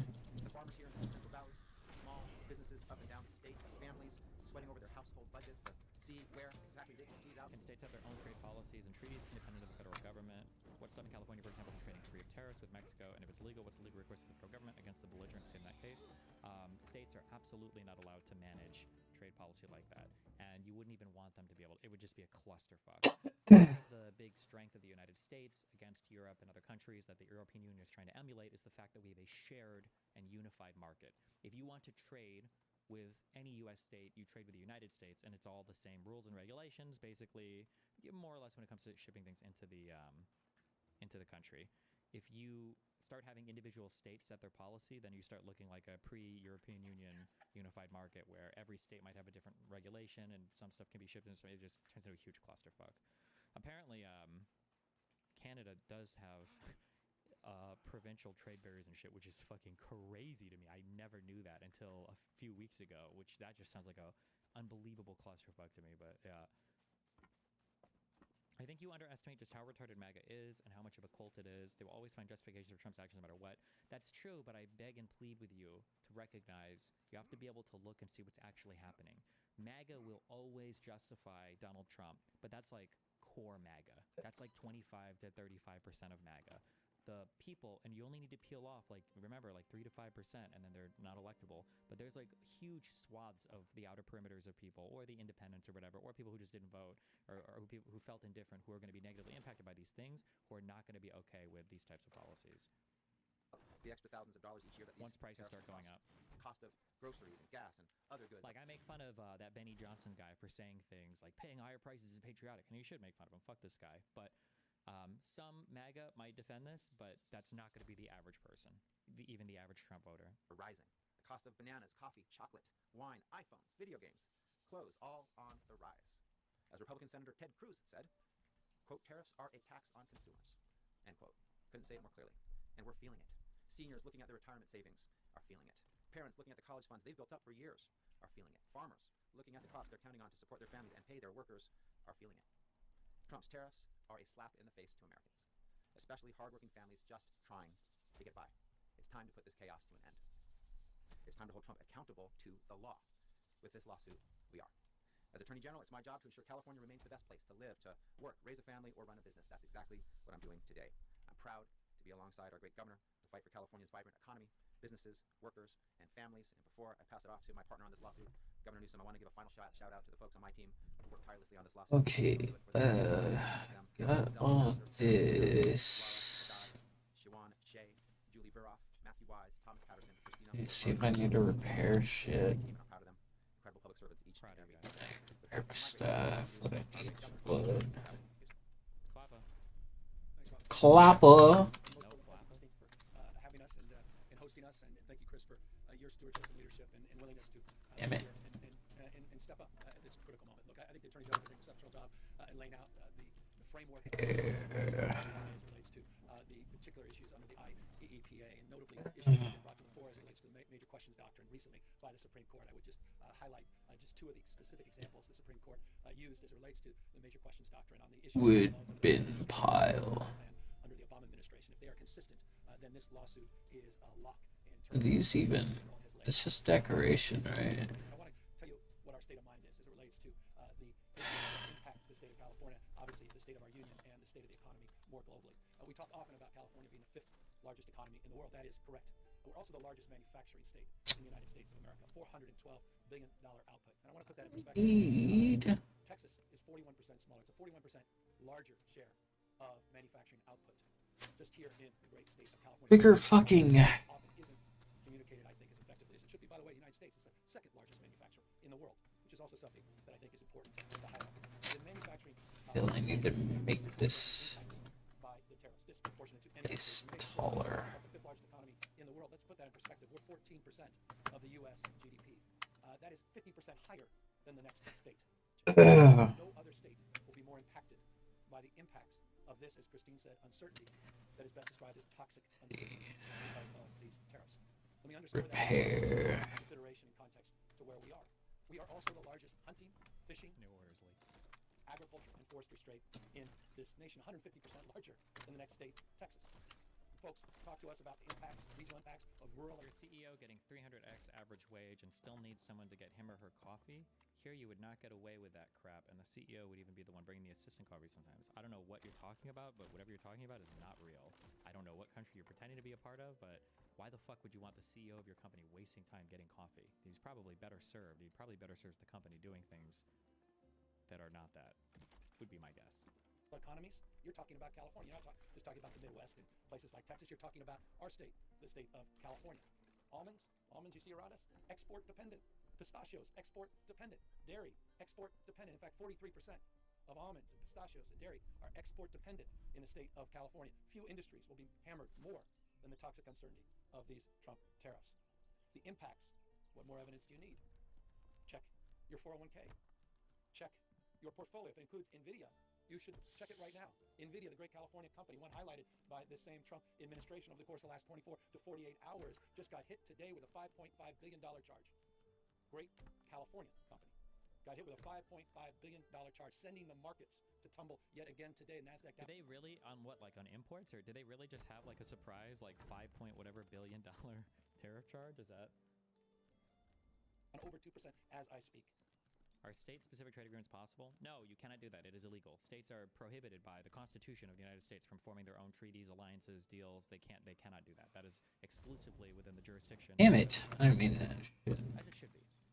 The uncertainty is pronounced and it is profound in the state of Stairs. just the imports. Oh, I can make another bed. Oh shit. 44% of all the imports into the state of California alone come from just those three Carpets, shelves. $1 billion in 2023. The impacts of these tariffs, Lord. particularly in those three countries, disproportionately impact the state of California. Across the spectrum, the impacts are off the charts. We talk about regional disparities. The impact in counties like this, counties like Kern, rural parts of the state will be outsized. It's not just the coast in technology. Think about the impacts already in the mega region of Baja and Mega doo-doo. We were talking about the integration of supply chains and a deeper appreciation and understanding of decades and decades forming relationship, building trust. Oh, that's too small. One side of the border, assembling on the other side of the border. You think about the 1 week ago, Trump admin backs off NVIDIA's H2, is it H20 chip crackdown after Mar-a-Lago dinner, then flipped, and now they have to pay. Did they really change positions on it? Did they change up? Impacts the automobile industry, electronics, aerospace, in our state alone, disproportionate impacts. So California, why California? Well, that's why. No state is poised to lose more than the state of California. So that's our state of mind. And that's why we're asserting ourselves on behalf of 40 million Americans. And I imagine if you caucus those 40 million Americans, you'd find few, I don't care where they were in the last election, that are celebrating this uncertainty, that are celebrating the largest tax increase in modern Careful. US He doesn't history. change his mind. He's just In flexible, essence, guys. a sales tax. In essence, a sales tax, a regressive sales tax that hurts working folks, that hurts poor folks, that hurts hardworking folks like Christine and those that Chris represents disproportionately. This is recklessness at another level. The geopolitical impacts are outsized. The trade impacts are outsized, not just the economic. That's why we were up in Canada making a case anew to try to encourage Canadians. What the hell do we have on the Canadians? Mocking people in another country, one of our great partners? talking about being a 51st state. The fact that we had to invest in advertising up in Canada and encourage people to come to the great state of California, where 2 million Canadians visited last year, is a sign of the times, a testament to the moment we're living in. We're 2,000 miles away from Washington, D.C. We're a world away from the values that are emanating out of the White House. Again, that's why we're here. That's why we are asserting ourselves. I can't imagine anything more unifying for a state at this moment than stepping up as we're stepping up here today on this critical issue. So I just, again, want to thank the Attorney General, who's not been timid. He mentioned 14 lawsuits. We overall have 15. When you had the one he wasn't directly involved in. I want to thank him, and I want to thank the legislature. Don't forget, we did a special session, seems like a lifetime ago. It was just a few months ago, saying we have an open hand, not a closed fist, and it was a sincere sentiment. We didn't want to go down this path. We were hoping we didn't need to go down this path, but we prepared to go down this path. And so I'm grateful not just to the Attorney General, but to all of those members of his staff that he called out. I want to thank them for their partnership, their stewardship. The legislature, the same, for recognizing the severity of this moment. We talk about on goals. We talk about, stupidity. This needs to be updated in the next Wikipedia or the next encyclopedia as a poster child for that. It's a serious and sober moment. And I'd be, in closing, lying to you if I said it could be quickly undone. And that's why we have a unique responsibility to do more at this moment as well. And I've been involved in, I think, 19 or so MOUs with countries around the world. We've been reaching out to foreign leaders. They've been reaching out to us. And the critical nature of subnational trade and people-to-people relationship cannot be understated at this moment. And California can and will. My face when fucking Republicans finally find their appreciation for limitation of powers and start cracking down on these conversations would be the most unbelievable shit. I mean, it actually be super believable, but... An outsized role in that relationship. We have got to rebuild trust. 80 years of economic dominance in just a matter of weeks being unwound by this kind of recklessness. And so we are here very mindful of the anxiety that this has imposed on all of you, and very mindful of our role and responsibility at this moment, not to be bystanders, and try to shape this debate and shape this conversation. And this lawsuit is a meaningful and justifiable effort to do just that, to be accountable at this critical moment in not just California history, but American and world history. With that, we're here to answer any questions. Well, how can you not be? I've got 4 kids. 80% of their toys under the Christmas tree come from China. Oof. I've got family members living paycheck to paycheck. Doesn't buy American-made toys? My mom, who passed away years and years ago, was one of them. I mean, disgusting. No rationale, no plan, no conscience to what it's doing to real people, no consideration of congressional responsibility. Where the hell is Congress? True. Where the hell is Speaker Johnson? True. Do your job. Do your fucking job, you They're piece of sitting there shit. Passively. God, This guy he's wrecks so the economy of evil. the The United States. Johnson guy is an evil guy. Does anybody else get that vibe? Just look at him and the way that he talks. He's like actually like an evil person. Johnson is evil. Of America, which has dominated the global economy. Don't take my word for it. The Wall Street Journal. We are the envy to the world, and overnight a wrecking ball to America's reputation, our role, and our relationship. And so I'm angry as a parent, as a taxpayer, as someone who has a retirement account. They didn't come from wealth, no trust funds in my family. Worked hard all my life. A guy who has businesses. I know I have blind trust, and I trust you can appreciate that I won't try to cross the line on that. But as someone who's built a business that also is export dependent, some of them, industries like ag that I'm involved in, I have a unique understanding. It's not an academic understanding of the stress that folks are going through. And so it connects on every level. And so I'm angry about this. Governor, you've been very reticent to embrace, we talked about Trump being famously the hat phrase. Well, you used it, I didn't, that's why. Can you talk about, kind of why you're embracing this number to be more aggressive against the Trump administration? I mean, it's... It's been 2 weeks since the tariff was passed. Why now? Because for the last few weeks we've been absorbing the impacts. We've been looking at the law. We've been coordinating and collaborating with our Attorney General. We've been talking to other states, and we're the first mover. That's what California does. Every one of the lawsuits that have been mentioned, we have been part of. We're funding. We're working in collaboration and partnership. So why now? Well, that's pretty consistent with past practice. And you may recall we were involved in 122 lawsuits against the Trump administration, Trump 1.0. And this is the 15, it's 137. There's no more, I think, assertive state. Can you show me examples? He backs up every single thing this admin does. He backs up everything the Trump administration does, and he does it like gleefully, and he's just so, oh God, he's such a disgusting, fucking horrible piece of shit. And standing up for the state of this union and the state of California. God. Oh, he's gonna shit on my house. Damn it. He saw me. Ambassador UK to the premier just 48 hours Colombia. Those are just 3 of these. That doesn't even include all the other private conversations I've had that we're respecting the privacy. All the outreach, the MOUs that people are looking to see if we can update relationships they're trying to maintain, and the imperative. They want to know that we're a stable partner. They want to know we're not going to turn their back as this administration's turned their back on our allies, and they want to know that we're going to continue to have their back as it relates to addressing the anxiety and uncertainty, particularly as it relates to their making a case. And I find this interesting, making a case that we don't even need to make, but they're making, that California is not this administration in terms of policy in context of retaliatory tariffs. Now, I have no authority in terms of international trade. I recognize the limitations. That said, through the Governor's Office of Business, we created an international arm. We've been very proactive, very aggressive. Lieutenant Governor's been a leader and point person in that respect. And so we're building on that work, and we're building on those relationships. And we have lined up many, many subsequent meetings. And I think the Visit California announcement we made 48 hours ago is indicative of the kind of proactive work we'll be doing to reach out to our trading partners and make the case that California has their back. And we want them back visiting the state. We want them continuing we want to continue to maintain our dominance. By the way, I mean, brought up the Port of LA, Port of Long Beach. In fact, the 40% of goods movement in this country comes through those 2 ports. I mean, brought up the pizza shops and the coffee shops. The pizza shops on that trade every single day. I mean, this is not even complicated. The impacts of small businesses that cannot pass along these increased costs. They're losing customers. The impacts, and I want to speak for Chris and others, but the impacts already on the lack of investment. Any business person, small or large, uncertainty is the #1 enemy. Just give us certainty. The one certainty that is only certainty we have is uncertainty.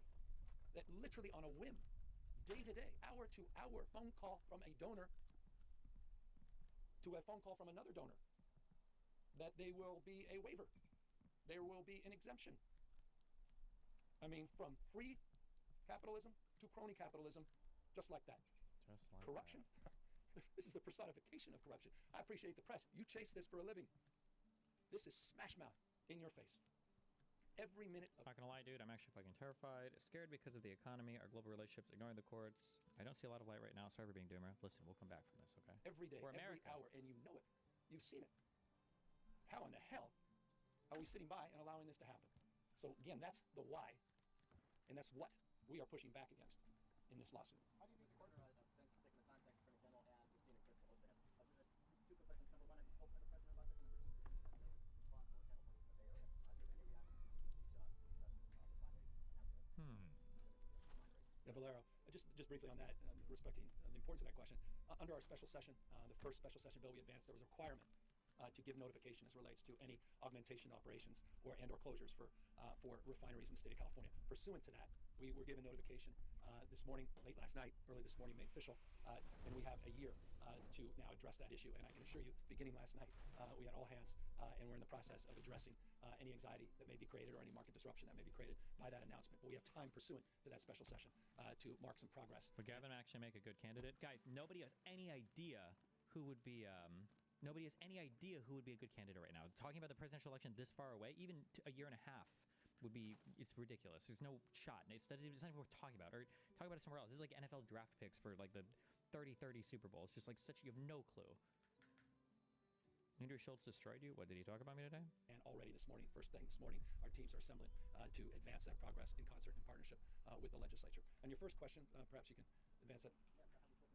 I haven't spoken to him directly, but we reached out to the White House to give them a heads up. Governor, my name's Anna. You did the Farian reporter with KCRA 3 News. Last month, we reported how you sent bat phones to the CEOs of the largest companies headquartered Were in they bat phones? I like the description of bat phones. I'm going to keep that. Yeah, all right, that's nice. Makes sense.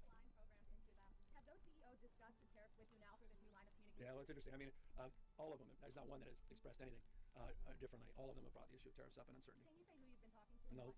I don't want to call them out. Again, I just, the idea of, let me just say, just on the meta point, in some what the hell, bat phones and the governor. So I thought it was important that some of the biggest job creators, we've been doing this, as you know, with our Jobs First plan with small businesses for the last few years. We built this framework around regions rising together, and I'm really proud of that work. I felt we needed to do the same for some of the larger employers in the state. And so I reached out to them, and I did a burner phone, and I just put my cell phone in there, just with my number. And I wrote a handwritten note to each one of the CEOs saying, you need something, call me. Here's my cell phone. And to your point, and some of your reporting, a lot of them have reached out directly. I will say, full disclosure, a lot of them thought it was fraud. They didn't know what to expect. They didn't even know it was real. They didn't even know what. I heard somebody was typing this in chat earlier, so I don't know if it's true or not, but I heard that for some EU meetings or something, or European people were meeting with some Americans and they were using burner phones because they didn't trust the Americans. Is that true? What's happening with Gavin? What kind of yo-yo is this dude? One day cuddling Trumpista's balls. The next day he's the fighter we've been waiting for. What? Newsom might he might chat with people casually on a show who are far right, but as a governor, no, I think he's been pretty consistent. What was going to happen? So we had security personnel call saying. I need more water. Goddamn, no love for Vlad Vexler from Destiny or the Live and Learn guy. I don't have love for everybody. I don't know. I've looked at a little bit from the Vlad Vexler dude. He seems like a cool dude. I don't have anything bad to say about him. I just don't watch much of his stuff. He seems like a cool guy. What do you want me to say? What? It's not like I don't like this guy or something. The fuck? A little too forthright with you. But for those that got it eventually, many of them just texted and said, I just want to confirm it's you. Those conversations, there simply hasn't been one of them where terrorists haven't been brought up, period. Every single one of them have, by definition, of course. I mean, it's I said, the worst on goal in the history of this country. One of the most self-destructive things that we've experienced in... The warband is attacking your base. Great! Just what I need. Estimated as much as 26.7, 27% all in. You get the Smoot Hawley numbers. That every independent assessment said exacerbated the Great Depression. I mean, it's literally comparable to that. I know a thing or two about China. Son of a bitch. This is serious. And we need to take it seriously. Again, no state has more rules.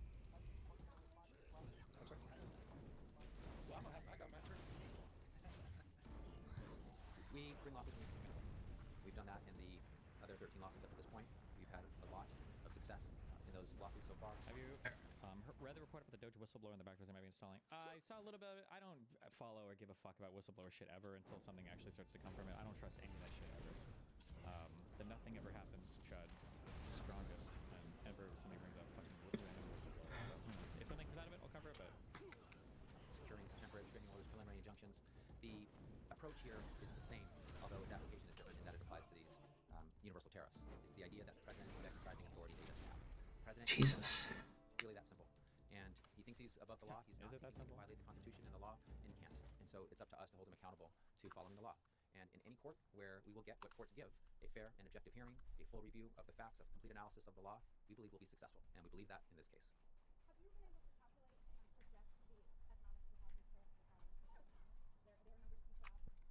Let me give you some proof points just to start, just for process consideration. Just think about the procurement in the state of California, meaning the state buys goods and services.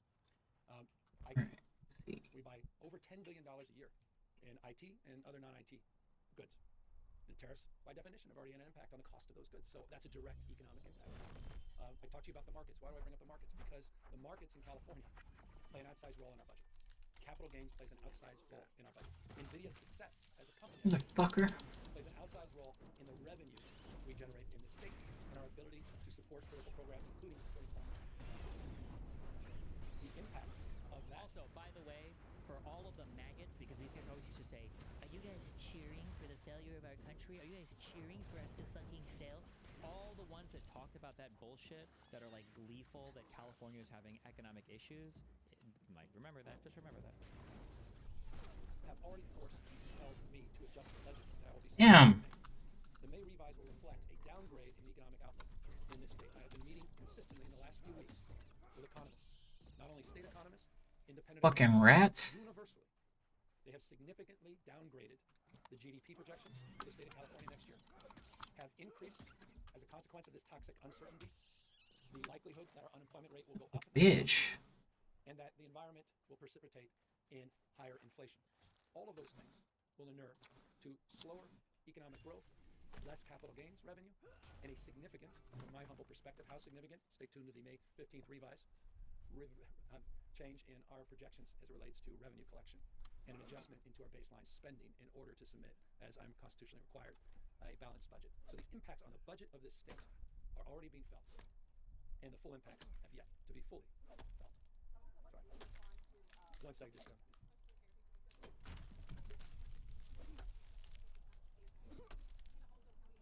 Can she turn her thing down a little bit? I can almost fucking hear her. Look, I want to give the president his due in this respect. I'm old enough to remember in the 1980s, I think it was a full-page ad that President Trump, at the time Donald Trump, businessman, put out complaining about trade policy in the United States vis-a-vis Japan. He's been very consistent on this issue for decades and decades. I give him his due in that respect. You saw it. We're talking about the immunity rulings. This has nothing to do with this. Immunity just has to do with the president in particular being charged with crimes. That's it. This has nothing. The immunity ruling doesn't have any impact on any of this type of stuff. First administration, I talk about crony capitalism. I didn't say that lightly. That comes from the basis of an independent analysis of waivers that were provided in the first Trump administration and how they were directly connected to donors to the Republican Party. Donors? He's been consistent for years and years. But this rationale across the board, 10% tariffs, the irrational determination of 145%. Did somebody say in China, the fact that he negotiated what he said was a great trade deal, the USMCA, and now he's trashing his own deal. Shows a level of recklessness that even I did not anticipate. And I imagine many of his supporters may not, to your question. I'm here because I come here often. I'm here because I have responsibility to support people like Christine and those that Chris represents. I'm here not because folks here I'm very mindful voted for me or even Kamala Harris. I'm here because they matter and we care. And I'm here because they're disproportionately going to be hurt by this, by the guy that's betrayed them. Donald Trump is betraying the people of the Central Valley. He is betraying the people that supported him. Donald Trump has turned his back. You fucking betrayer. Turn our back on those that supported Donald Trump. We will have their back. That's why I'm back in the Central Valley. You fucking betrayer. That's it. That's by definition capitalism. Because your fancy CEO may have gotten a cell phone, and you made the call. That's why I predicated what I said as it relates to cell phones on the work I've done for small business as a foundational point. And that's why we're here with small business. But that's exactly right. What's their representation? And that's where states come in. That's where a state of mind to push back, to be firm, to be resolved. Come in. That's where leadership comes in, Speaker Johnson. That's where leadership comes in. Accountability, responsibility, Speaker Johnson, to have the back of small businesses you claim to represent. Where the hell is Congress? True. The best Greek democracy, the Roman Republic, 3 branches of government, independent, co-equal branches of government, popular sovereignty, the rule of law. The rule of law. Shit, true. We saw a federal judge today on contempt charges against the administration. He's asserting We'll get into that. Contempt charges, criminal charges against the Trump administration. That's on a big the one. fundamental rule of law. The principle. It's a big one. The anniversary of this great republic we're about to celebrate. That has held this place together. That has bound us together. All of that being challenged. A recklessness, a wrecking ball. The principles of our founding fathers. So I'm sorry to. You asked me if I'm angry. Yeah, I'm damn unresolved. straight. Say I'm fucking mad. And I'm Use proud the F of the state. word. And I'm proud to have an Call him attorney an F slur. general I'm just in the kidding. legislature I'm just kidding. and I'm proud to have this gift of having some agency and having a little authority as governor to push back against this moment.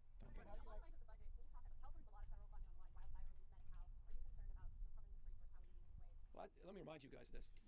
California last year, as a donor state, provided $83.1 billion. Maybe worth actually writing this down. $83.1 billion. We provided more to the federal government than we received. By the way, Texas received 71. I love that. What is it? Is that a real term, or is he making that up now? Donor state? True. $1 billion more than they provided the federal government. So I'll just remind you that. California, as a donor state, the balance of the books, provided $83.1 billion. Texas took $71.1 billion. Top 4 states that were donor states, all blue states. Interesting fact. Ooh. So when it comes to federal support, we would expect to be treated fairly. And I say this as a donor state that doesn't even get back all of the money that we provide the federal government. I'm proud to have the backs of states that are struggling. I'm proud to have the back of Speaker Johnson's state when they were struggling because of the hurricanes. Good and true. And this is why Democrats are better fucking people. They're better human beings. Good in the moral sense. Okay? Not this idea of, dude, the FEMA stuff alone. There's 20 billion things alone that Trump has like played politics with is disgusting on a personal level. But this is true and based. As a taxpayer, I was proud to support them. And I would hope the same would be extended, and I expect it will be. That's above politics. I spend 90 minutes in the Oval Office with the president. I've been on the phone with him on multiple occasions. I'll work with President Trump on issues any day of the week that we can work together to advance the cause that I think bind us together. And that's the cause of this state, and the fact that we're the 10th pole of the American economy, the cause that I think unites us across this country in relationship to this state. And that's my state of mind, and I'll maintain it. I deeply disagree with him on this. I think the overwhelming majority of Americans agree with our position and disagree with his. And I hope they also would find it in their hearts to support those in need, American citizens that happen to live in the state of California as it relates to the recovery efforts in Los Angeles. And one last point, 75% of the lumber that the United States imports comes from Canada. I'll repeat that, 75% of the lumber that we import comes from Canada. The cost of rebuilding have already been impacted by these tariffs in Southern California. The cost of housing has gone up. The cost of the recovery has gone up. I can cite over and over specific examples. We haven't even fully absorbed, to your earlier question, the magnitude of the economic costs already of the recklessness of these tax increases, these tariffs.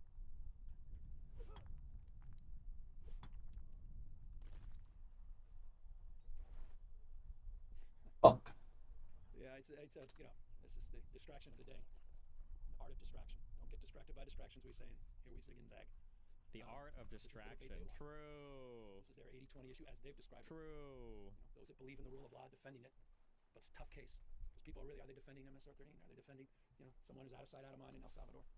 I mean, we're perfect sheep. So I want to answer your question. I don't know I add much value answering it. I mean, are you kidding me? Come on.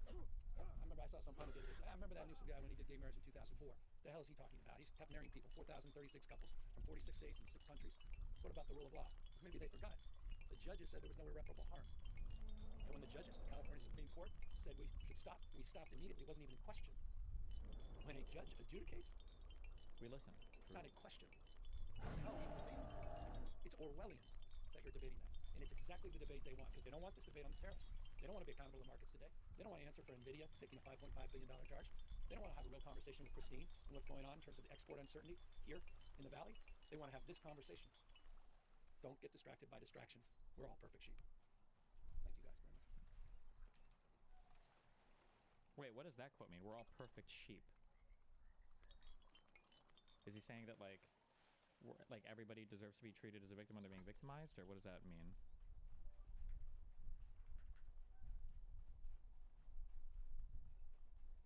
Do not look at the comments for that live stream.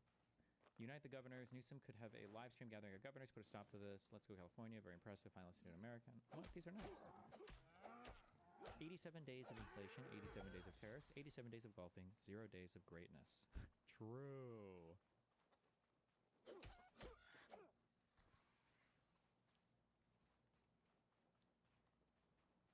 Birds of a feather.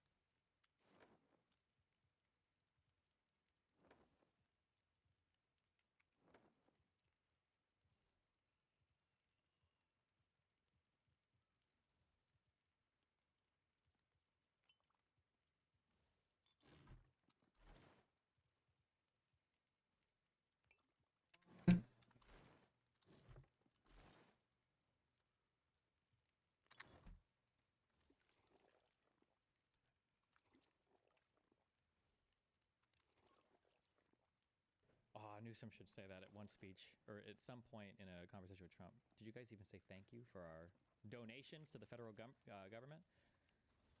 Daily Bimbo White House slot. Oh, I don't know if I want to watch her show today. We'll see. I just feel like I have other stuff to get through.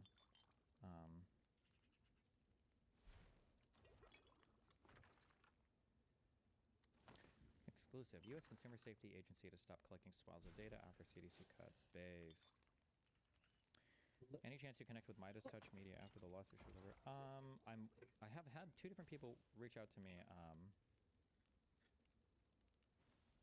from the Bulwark.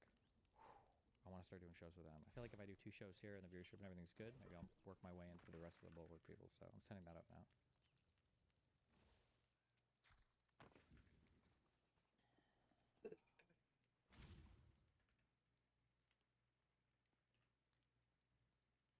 Dude, we were so close to We're so close to Euro parity. We were at it for a little bit a while ago, I think, weren't we? Oh yeah, under Biden.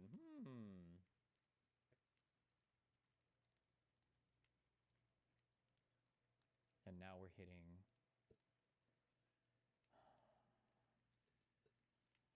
what is this, a 5-year low, I guess? With no drop, with no end in sight.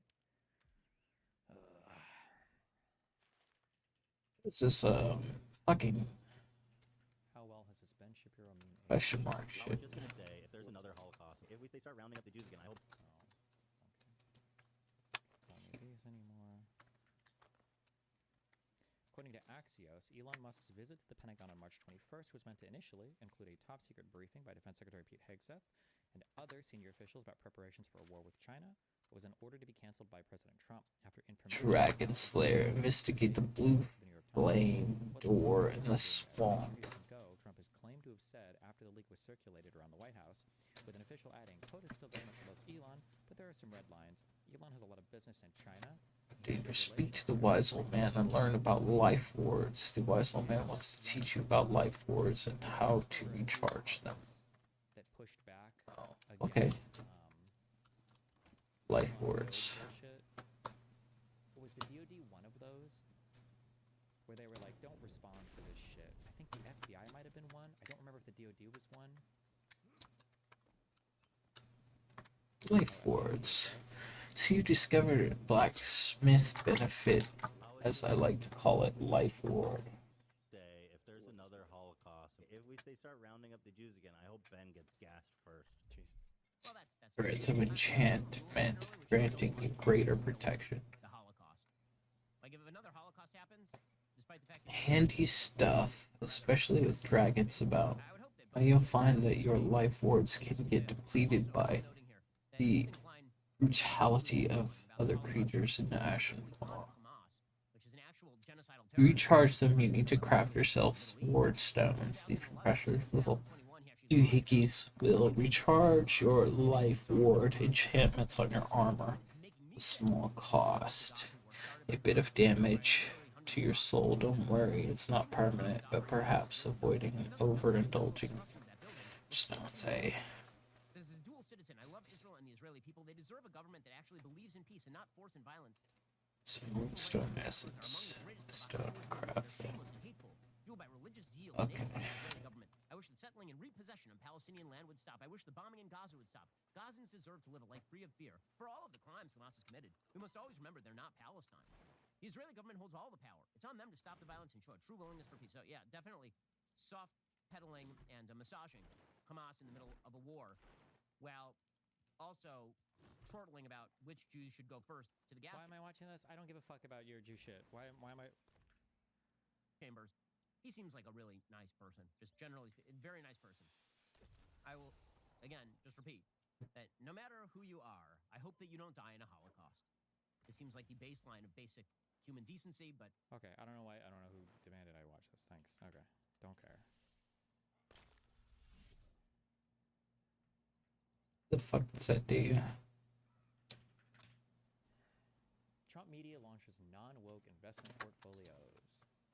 Trump Media and Technology Group has partnered with 2 other companies to create investment portfolios that they say will support non-woke companies. The president owns 57.3% of the company. Jesus.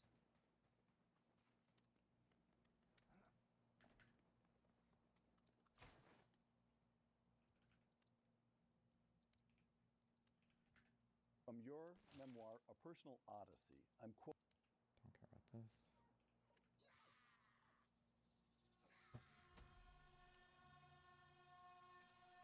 What is this? Credit is not a bad thing, you know, but everyone needs help at certain points. And if you're just sort of punished for it, oh shit! or you know, you have to pay more because you actually have less.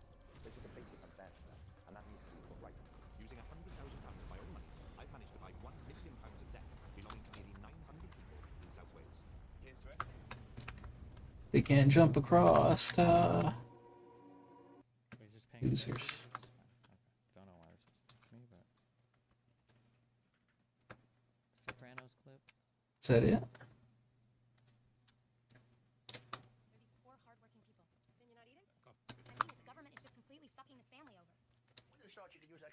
You made one lovely sea that barely hurt at all, just a little drop of blood, nothing to cry about. But now your life ward is damaged. You can repair it.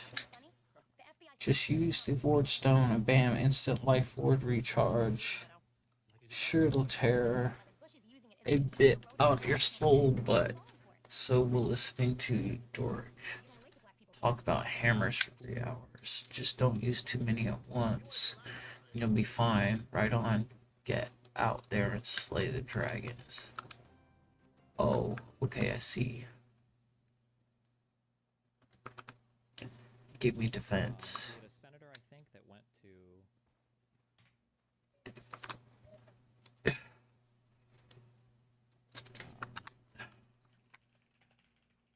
Sweet. El Salvador?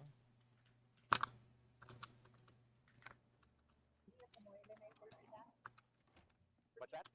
Oh my god! Can we repeat what?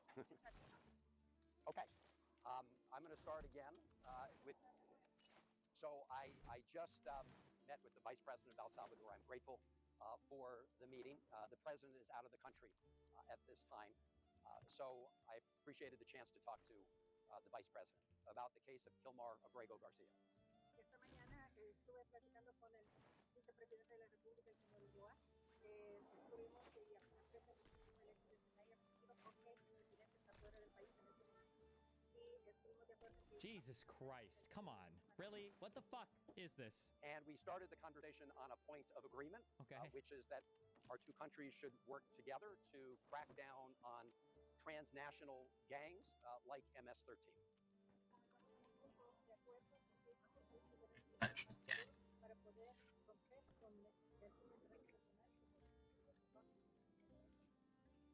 And I told the Vice President that for over 2 decades, I have worked in my state of Maryland to crack down on MS-13.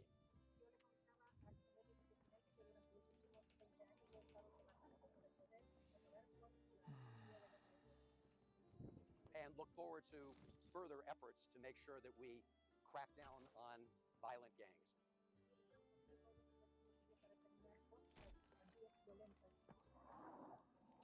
I think that's important to underscore because the case of Kilmar Abrego Garcia does not have to do with MS-13.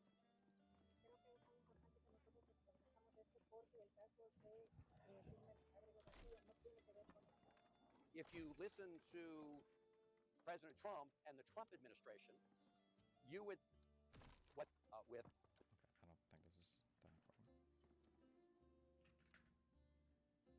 that important. I know you hit the alien things, but did you hear about the declassified CIA documents about the UFO attack on a Soviet base? Yes, I saw it. The aliens are here and they're fighting for the US. That's good. I'm glad.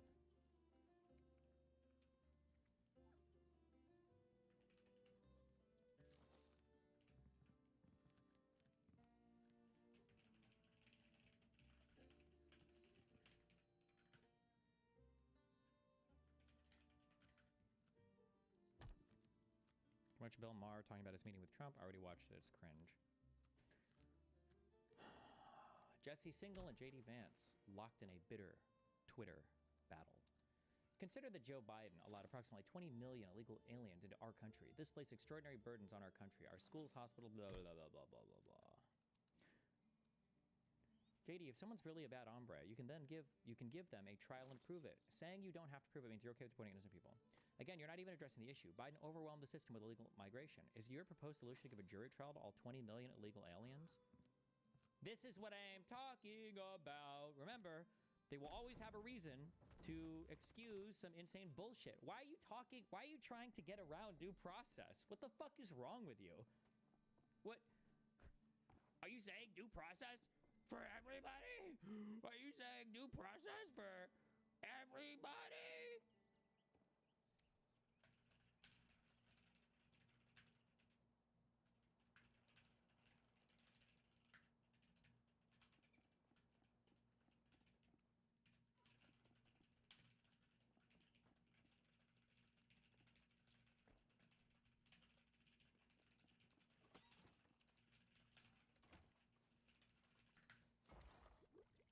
God, I hate the This fucking disgusting subhuman piece of shit. He's actually him and Mike Johnson. And of course, a very robust jury trial system produces errors. So I'm not okay with deporting innocent people any more than I'm okay with sentencing innocent people. What I am okay with is the reality that any human system will produce errors. Further, I accept the actual trade-off between not enforcing the law and enforcing the law, and I choose the latter despite the inevitable errors. What? You taking the exact opposite perspective there. Wait, there's a reason why criminal trial is 99% beyond a reasonable doubt. The criminal trial process in the United States is not designed with the idea that, well, you know, a bunch of innocent people might go to jail in mind. It's designed with the concept in mind that some guilty people might walk free. You are hiding behind due process while ignoring that your actual solution means the ratification of a Biden border crisis that was rejected at the ballot. Oh my God, bro. Gross.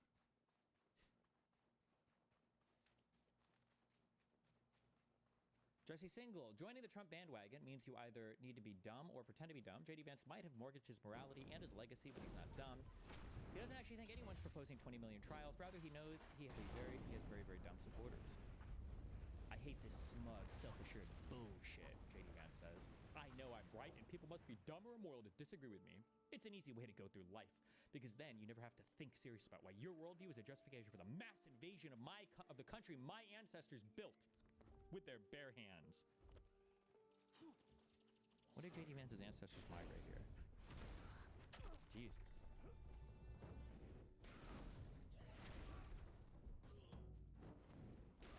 None of these people can articulate a deportation standard that, 1, would satisfy left-wing critics of the administration's immigration policy, 2, would satisfy their intuitions about what due process is required, 3, would be workable given resource constraints, and 4, would permit deportations of mostly legal immigrants allowed under Joe Biden's administration. They want to nullify the results of the Democratic election. It's that simple. Remember, popular mandate, popular mandate, popular mandate, popular vote, therefore we can do whatever we want. Will you fucking... Disgusting piece of shit. God, fuck, he's so gross. Give me Pence, please.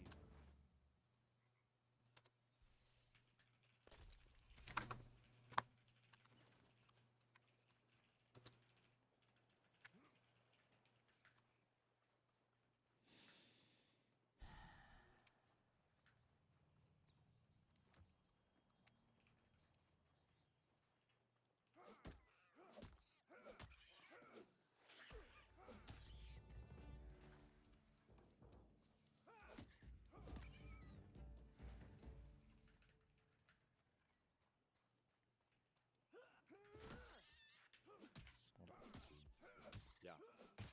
And so... Holy fuck, Wreckful? Back from the dead? Slightly modified? What is this? What do people misunderstand? You wrote about why the deficit isn't such a bad thing and why it can actually be good in some ways. When you unpack that a bit further. Trade deficits are essentially a loan. Someone buys our bonds and we buy their stuff. And two things can then happen. Number one, at some point, that flips and they buy our stuff and we buy their bonds instead. And then the trade deficit turns to a trade surplus and essentially the loan gets paid back.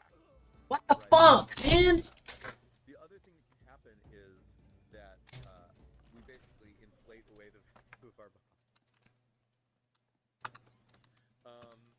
And so then, or I mean, they can also just like, yeah, so we can also inflate away the value of our bonds. Or we can default, actually. So I actually do believe that the Trump team is going to start looking at a sovereign default. They're going to start looking at having U.S. default on its bonds. That will be the real thing that crushes, if that happens, or if even people significantly think that's going to happen, that will crush the American economy. We'll be really fucked. Our banks will fail. Well, that's 2008 level of fuckage at that point. That's more than 2008 level. So the US once they start talking about sovereign default in public, head for the hills. Oof. Because I do think that they probably will. Although defaulting, I think, would require, to some extent... Oh my god. He's actually so fucking soy. No shot he did it. Oh god.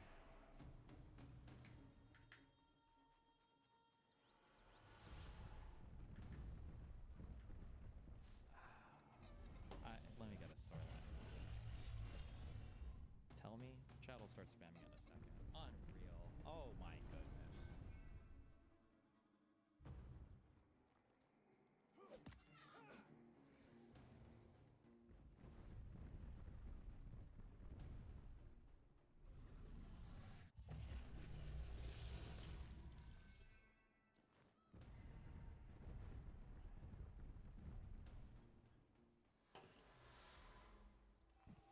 Ethan said he was going to come back and do a content cop again, and everybody was theorizing who it was going to be on.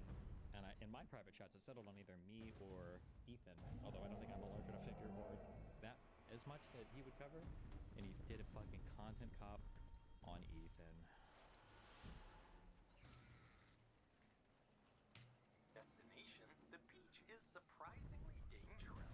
Consider the Fucking thing in our defense. Like, actually, Hila's not a baby killer. Look at the description. Thanks for the creators who helped put this together. Hassan Denims, Sean DeBlack threatened to kill me, by the way. Never got banned from Twitch for it. Frogan, Kirk Honda, Psychology in Seattle. Noah Sampson, Matt Lieb. Oh my god. This might be the most soy cast of people I've ever seen in my entire fucking life. Matt Lieb is an insane, radical, crazy lefty dude. I think it's Francesca's husband, but like, holy shit.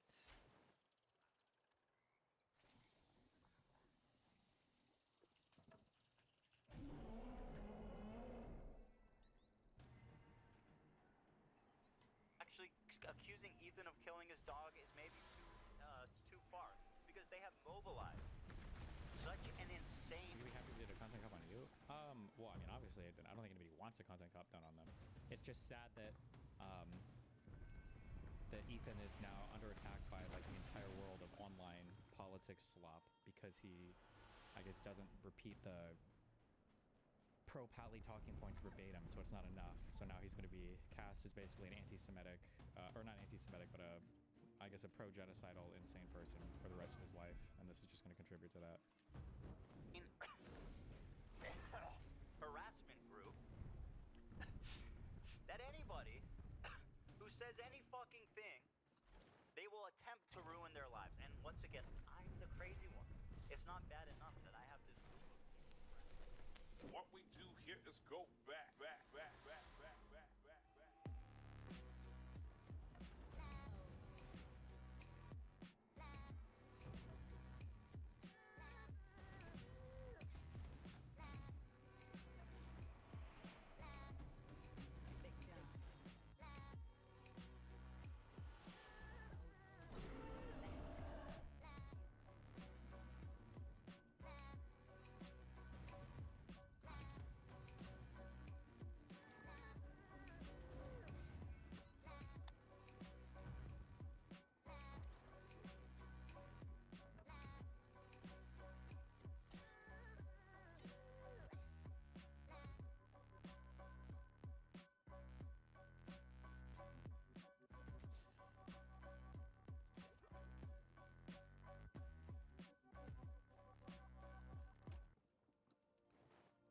What's up, everybody? I'm Hassan Piker, and this is the Hassan broadcast coming to you live from a cloudy day here in California, Los Angeles. We're live and alive, and I hope all the boys grow. It's so sad how much these guys were allowed to just like mind fuck the entire internet. It's just crazy how effective it all worked out. Jesus. And MBs are having a fantastic one because today's a beautiful day. I have a very important announcement. I've finally done it. I watched Ethan Klein's content nuke, and I'm not going to call it context puke as I normally do, because the reality of the matter is it was brilliant. Nothing was out of context. Everything was correct. I am an Islamist, fundamentalist, radical terrorist. I am a vicious anti-Semite. It's true. Is this like uniquely recorded for this, or was this a stream? I have no idea. Importantly, Ethan is more attractive than me, both physically and also mentally. I've been lying about everything, including my glasses. They're fake. He was right about that. That's not even in the content nuke. And he was right about that too. How did he know everything? How? Wake up, Ethan. Wake up, Ethan. Ethan, wake up. Wakey, wakey, Ethan. Wake up, Ethan. Wake up. Time to be awake, Ethan. Wake up, Ethan.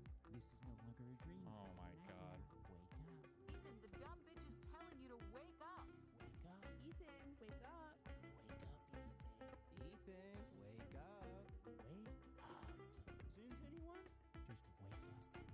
I truly do believe that like the most difficult thing about doing online content creation today, if you're even slightly political, I wouldn't even say Ethan is political. is like trying to maintain your sanity with this group of people active on the internet. Like, it's just, holy, how do you not, I mean, I guess I don't, huh? I should ask myself, how do you not go fucking crazy? How do you hold on to, how can you tell when you're incorrect about things? Because nobody's perfect. You do have to course correct at times, right? You're not perfect. Like, how do you maintain that while also realizing that not all of the unhinged, insane criticism people like this about you are necessarily valid? Like, Jesus. Wake up. Wake up. Wake up. Wake up, Ethan. Wake the fuck up. Do a react content yet, chat? I'm the same. Nobody's telling you to wake up, Ethan. Yummy, I love Sabra hummus. It's time to wake up, Ethan. Wake up. Ethan. Wake up, Ethan. Wake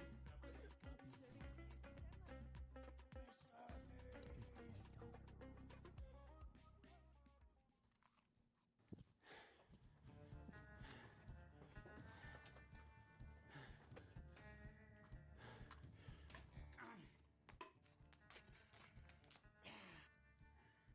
Alright.